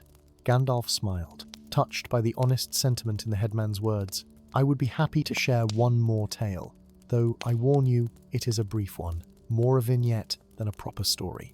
It concerns an encounter I had many years ago with a dwarf in the northern wastes. A meeting that taught me something about the relationship between work and satisfaction that I have never forgotten. The hall settled once more into attentive silence, and even the drowsiest children seemed to rouse themselves for one final tale. Outside, an owl called in the darkness, its voice carrying across the quiet fields. The fire on the hearth had burned down to a bed of glowing embers that pulsed with warmth, and the light from the lamp seemed softer now, more golden, as if the very air had grown gentler with the lateness of the hour. I was travelling through the northern reaches of the Misty Mountains, Gandalf began, when I came upon a lone dwarf working at a rock face far from any settlement. This was unusual enough to catch my attention, for dwarves typically work in companies, preferring the fellowship of their kin. But this dwarf, whose name was Thorin Stonesinger, was entirely alone, chipping away at the mountain with patient determination. I watched him for some time before making my presence known, curious about what he was doing. When I finally approached and greeted him, Gandalf continued, Thorin was not at all surprised by my presence. Dwarves have keen senses, and he had doubtless been aware of me long before I made myself known. He set down his tools and offered me a drink from his water skin, and we sat together on a flat rock overlooking the valleys below. The view was magnificent, I must say, with the mountains stretching away in all directions, and the sky so clear you could see for leagues in every direction. I asked him what he was doing so far from his people, working alone in such a remote place. He smiled at that, a slow smile that creased his weathered face into a map of well-earned wrinkles. He told me he was carving, and when I expressed confusion, for I could see no evidence of any artistic work on the rock face, he gestured broadly at the mountain itself. This whole section of cliff, he explained, was unstable, prone to rock slides that made the pass below dangerous to travellers. He had been working for 3 years to carefully remove the loose stone and shore up the stable portions, making the pass safe for those who needed to use it. 3 years, I repeated, somewhat taken aback. And how much longer do you expect this work to take? Thorin considered the question carefully, as dwarves do, before answering. Perhaps another 5 or 6 years, if the weather remains favourable. Possibly 10 if winters prove harsh, and I must suspend work during the coldest months. I asked him if he had been commissioned for this work, if some local lord or community had hired him to make the pass safe. He shook his head. No one hired me, he said simply. I noticed the danger while travelling through here years ago. I saw that someone needed to address it. and I had the skill to do so I decided to undertake the task. Gandalf paused, letting this sink in. I confess I was moved by his matter-of-fact dedication. Here was a dwarf who had committed nearly a decade of his life to a project that would earn him no fame, no wealth, no recognition whatsoever. Most travelers who used the pass would never know that it had been made safe by one dwarf's solitary labor. They would simply pass through, perhaps grateful that the way was clear, never thinking about how it had come to be so. I asked Thorin about this, Gandalf went on. I asked him if it troubled him that his work would go unnoticed and unappreciated. He looked at me with genuine puzzlement, as if I had asked a very strange question. The work itself is the reward, he told me. Each day, I remove stone that might have fallen on a traveller. Each day, I shore up a section that was weak. Each day, the pass becomes a little safer. That is enough. The satisfaction comes not from others knowing what I have done, but from knowing it myself. When I am finished, and I travel through this pass in years to come, I will see what I have accomplished. That will be sufficient. We talked for some time after that, Thorin and I, about the nature of work and purpose. He told me something that has stayed with me ever since. He said that the problem with most people, even many dwarves who should know better, is that they have forgotten the true purpose of work. They think work is a means to an end, something you do to gain wealth or status or recognition. But this, he insisted, is backwards. Work itself, work done well and for good purpose, is one of the fundamental satisfactions of existence. When you build something solid, when you repair something broken, when you create something beautiful or useful, you are participating in the ongoing act of bringing order and goodness into the world. This is its own reward, separate from any external recognition. Gandalf shifted on his bench, his eyes distant with memory.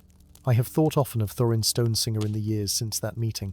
I have returned to that pass several times, and each time I see evidence of his continued work. The last time I travelled through, perhaps 2 years ago, the pass was indeed completely safe, the rock face stable and sure. I looked for some sign that Thorin had left to mark his accomplishment, perhaps a carved inscription or his maker's mark.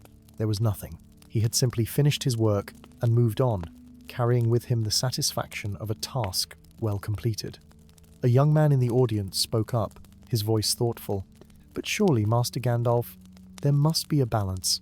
Thorin's dedication is admirable, but what of those who depend on us? If a father spends 10 years on a mountain making a pass safe, what of his children? What of his wife? Can we truly pursue such solitary purpose without regard for our obligations to others?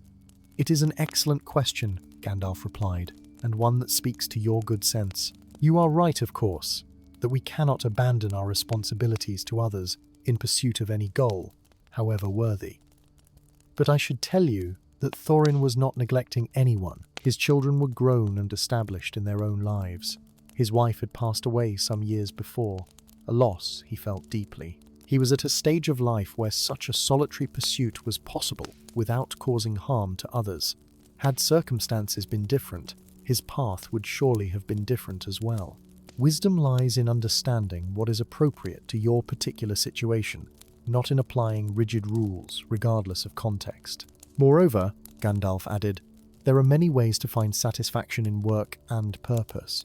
Not everyone is called to decade-long solitary projects on remote mountainsides. The mother who raises her children well, teaching them to be kind and thoughtful people, she too is engaged in work of profound importance. The farmer who tends his fields year after year, providing food for his community, he too participates in the ongoing work of sustaining life and order. The teacher, the healer, the craftsman, each contributes in their own way. What matters is not the scale or visibility of the work, but the spirit in which it is undertaken, and the care with which it is executed. The key insight from Thorin, Gandalf continued, is that satisfaction in work comes from the work itself, from the sense of purpose, and the knowledge that you are contributing something of value to the world. When work is undertaken in this spirit, it nourishes the soul rather than depleting it. Even tasks that might seem tedious or thankless can become sources of contentment when approached with this understanding. The hour had grown quite late now, and Gandalf could see that many of the children had succumbed to sleep, cradled in their parents' arms or curled on benches with their heads pillowed on folded cloaks. The adults too showed signs of the day's labours catching up with them, though they fought against drowsiness, reluctant to miss any of the wizard's words. The fire had burned down until it was little more than a soft glow, casting the gentlest of lights across the hall, and someone had dimmed the lamps so that the whole space seemed wrapped in a cocoon of warm shadow and comfort. Thomas the headman rose slowly, his movements careful so as not to disturb the sleeping child who had been leaning against his shoulder. "Master Gandalf," he said quietly, his voice pitched low, out of respect for the sleepers. "You have given us a gift this evening. Your tales and your wisdom have enriched us more than you can know. But I think the time has come to let you rest, and indeed for all of us, to seek our beds. The morning will come early, as mornings do, and there is work waiting for all of us." Gandalf nodded his agreement, rising from his bench with only the slightest suggestion of stiffness after his long day of travel and his evening of storytelling. He retrieved his staff and stood for a moment, looking around at the gathered villagers, his expression gentle. "I thank you for your hospitality and your attention," he said. "It has been a pleasure to share this evening with you. You have reminded me, as simple folk so often do, of what truly matters in this world. I shall carry the memory of this night with me on my travels." The villagers began to rise, parents gathering sleeping children into their arms, friends exchanging quiet goodnights, the business of dispersing after a communal gathering unfolding with practiced efficiency. But there was no sense of rush or impatience. People moved slowly, as if reluctant to break the spell of peace that had settled over the hall. Some paused to speak a word of thanks to Gandalf, their voices soft and sincere, and he responded to each with courtesy and warmth. An elderly woman approached him, leaning on a walking stick worn smooth by years of use. Her eyes were bright despite her obvious fatigue, and she reached out to touch his sleeve gently. "Your words about finding contentment in simple things," she said. "They touched my heart. I am a widow these 5 years, and I confess there are days when loneliness weighs heavy upon me. But you have reminded me that I am not alone, that I am part of a community that cares for me as I care for them. Tomorrow I will wake and see my life with new eyes, I think." Gandalf covered her hand with his own, his touch feather-light. "My dear lady," he said gently, "loneliness is a burden many carry, and it is no small thing, but you are right that community can ease that burden, though it cannot entirely remove it. Remember too that there is one who sees all, who knows every heart, and in whose great story even the smallest life has meaning and purpose. You are not forgotten, though your husband has gone before you. Your days still have value and purpose." The woman's eyes filled with tears, but they were not tears of sorrow. She squeezed his hand gratefully and moved away, and Gandalf watched her go with a mixture of compassion and hope. This was why he wandered, why he took the time to stop in small villages like Willowbrook. Not for the dramatic confrontations with evil or the counsel he gave to kings, important as those might be, but for these small moments of connection, these opportunities to bring comfort or wisdom to those who needed it. Thomas returned carrying a lamp and gestured toward the door. "If you will follow me, Master Gandalf, I will show you to the guest house. It is but a short walk from here, and I promise you will find it comfortable. My wife prepared it earlier, putting fresh linens on the bed and laying a fire so the room would be warm for your arrival." They stepped out into the night, and Gandalf paused for a moment to take in the scene before him. The village lay quiet under a vast canopy of stars that glittered like diamonds scattered across black velvet. The air was crisp and clean, carrying the scent of wood smoke and autumn leaves. Somewhere in the distance, a dog barked once, then fell silent. The peace of the night was profound, broken only by the soft sounds of villagers making their way to their homes, their voices low and companionable as they bid each other good night. The guest house was indeed close by, a small but well-built structure that stood at the edge of the village green. Thomas unlocked the door and led Gandalf inside, where a cheerful fire burned in a small hearth, just as promised. The room was simple but clean, with a comfortable bed, a table and chair, and hooks on the wall for hanging clothes.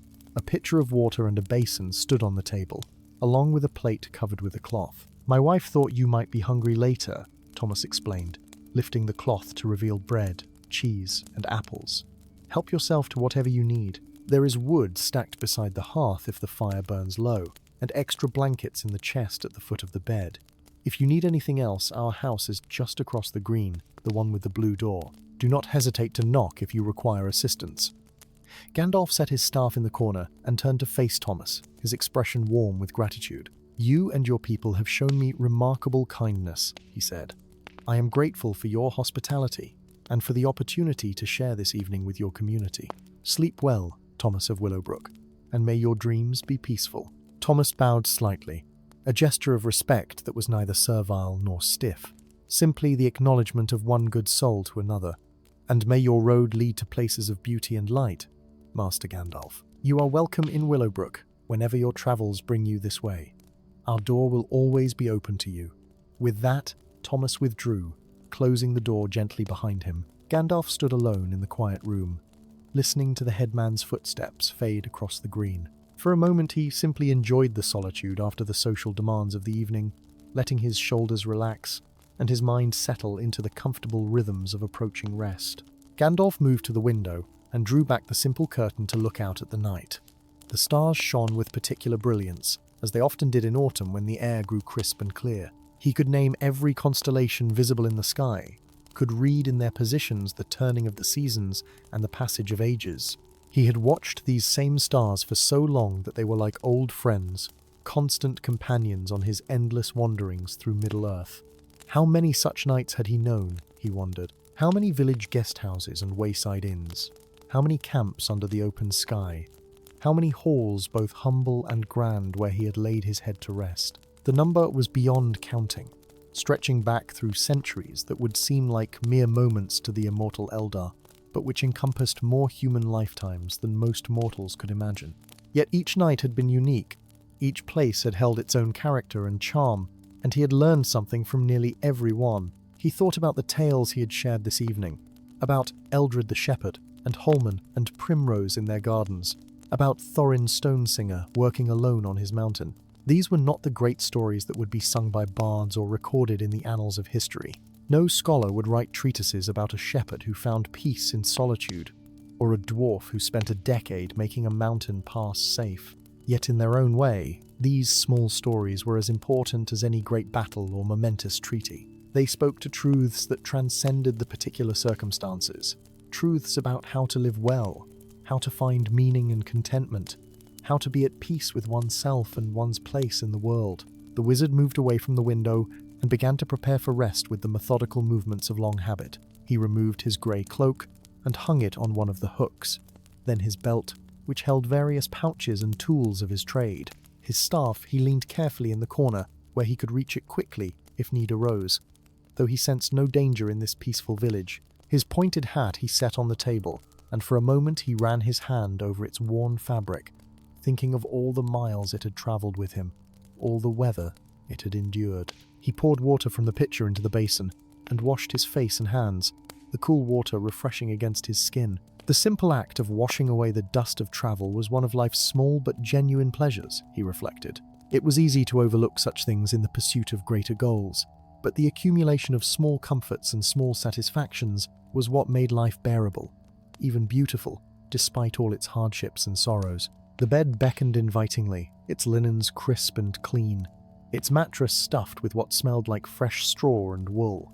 But before retiring, Gandalf felt drawn to sample the food that had been left for him. He was not particularly hungry after the substantial evening meal, but the gesture of hospitality deserved acknowledgement. He cut himself a modest portion of bread and cheese and took one of the apples, biting into it to find the flesh sweet and crisp, tasting of autumn orchards and careful cultivation.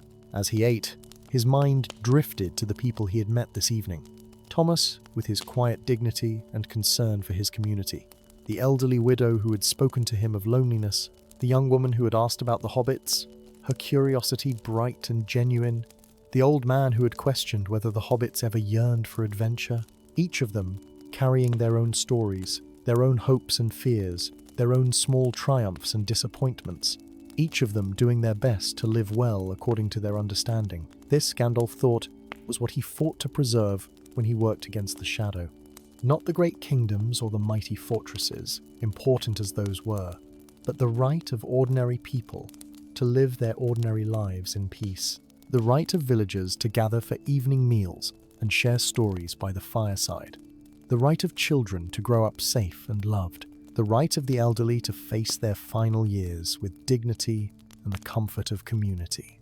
These were the things that truly mattered, the things that gave meaning to all the struggles and sacrifices. He finished his modest meal and went to add another log to the fire, watching as the flames caught and spread, casting dancing shadows on the walls.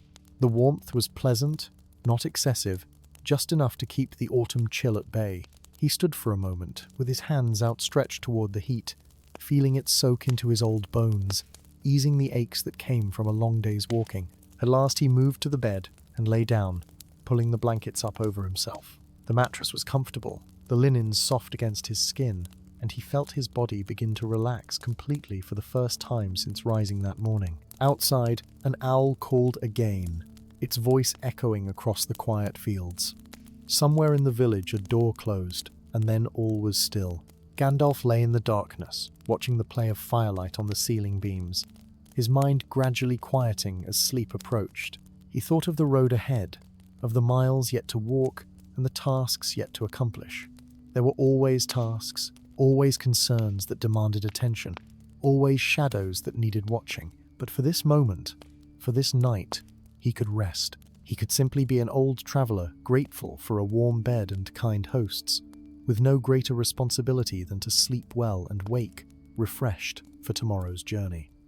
His last conscious thought before sleep took him was of gratitude. Gratitude for the hospitality of Willowbrook, for the simple goodness of people who shared what they had with strangers, for the enduring beauty of a world worth defending. Whatever tomorrow might bring, whatever challenges lay ahead on the long road, he had been given this gift of a peaceful night in a peaceful place, and that was enough. The fire burned low, settling into a bed of glowing coals. The stars wheeled slowly overhead in their ancient dance.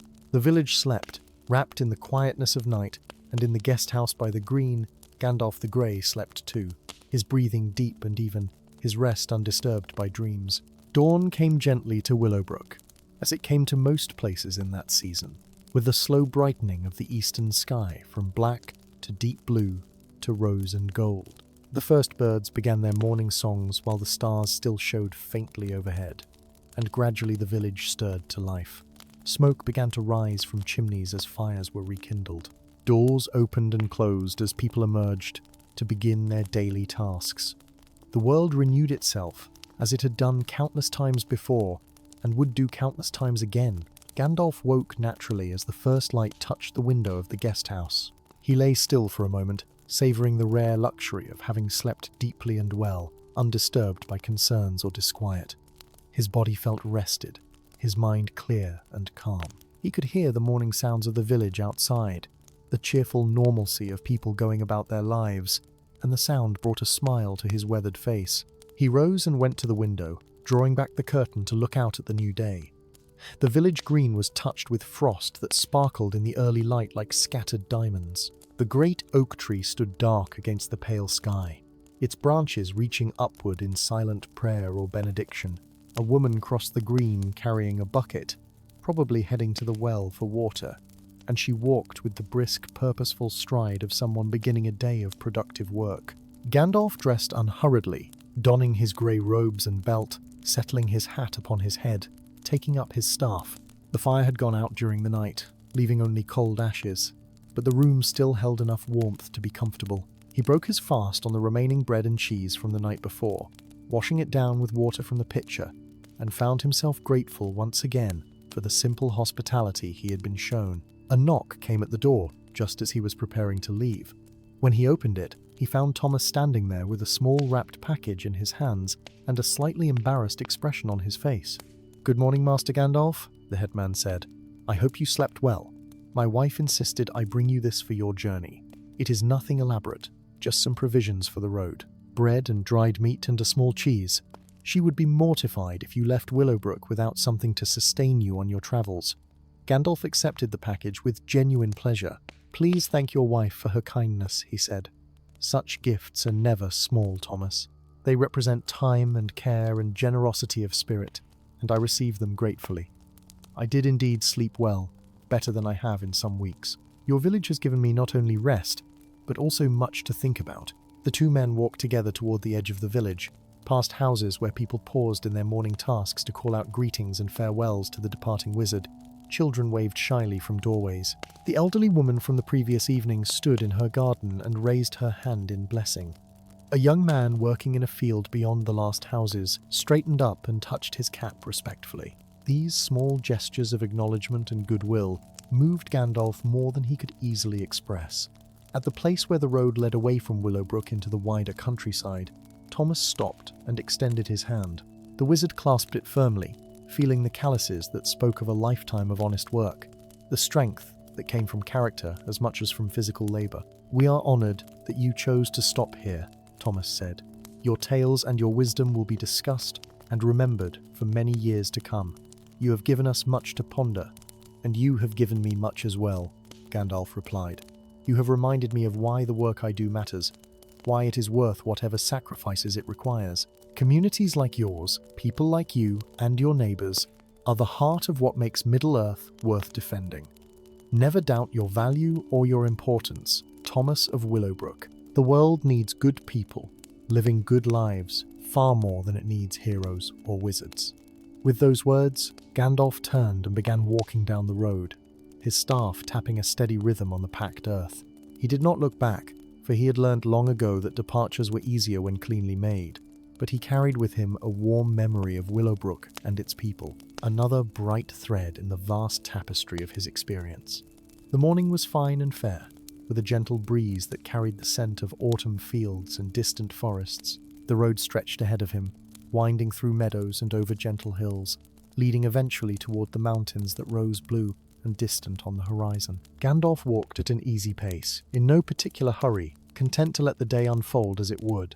As he walked, he found himself reflecting on the nature of his long wandering life. For centuries he had travelled the roads of Middle-earth, appearing where he was needed, offering counsel or assistance, working always against the slow spread of shadow and despair. It was a task that had no clear end, no moment when he could declare victory and lay down his burden. Yet in villages like Willowbrook, in the simple goodness of ordinary people living ordinary lives, he saw evidence that the work was worthwhile. The shadow would always return in some form. That was the nature of the world, the price of freedom, and the test of character that each generation must face. But as long as there were communities that practiced kindness and mutual care, as long as there were people who found satisfaction in work well done and contentment in simple blessings, as long as there were those who could gather around fires and share stories that taught wisdom and compassion, then hope remained alive. This was enough, Gandalf thought as he walked beneath the brightening sky. This was what he defended with his labours and his long vigilance. Not some abstract ideal of good versus evil, but the concrete reality of people like those in Willowbrook, living their lives with dignity and grace, finding meaning in small things, supporting one another through hard times, and celebrating together in good ones. The sun climbed higher, warming the air and burning away the last traces of morning frost. Birds sang in the hedgerows. Somewhere ahead on the road, new places waited, new people to meet, new tasks to undertake. So he walked on, staff in hand and pack on back, one more day in an endless journey, one more step on a road that would only end when his purpose was finally fulfilled.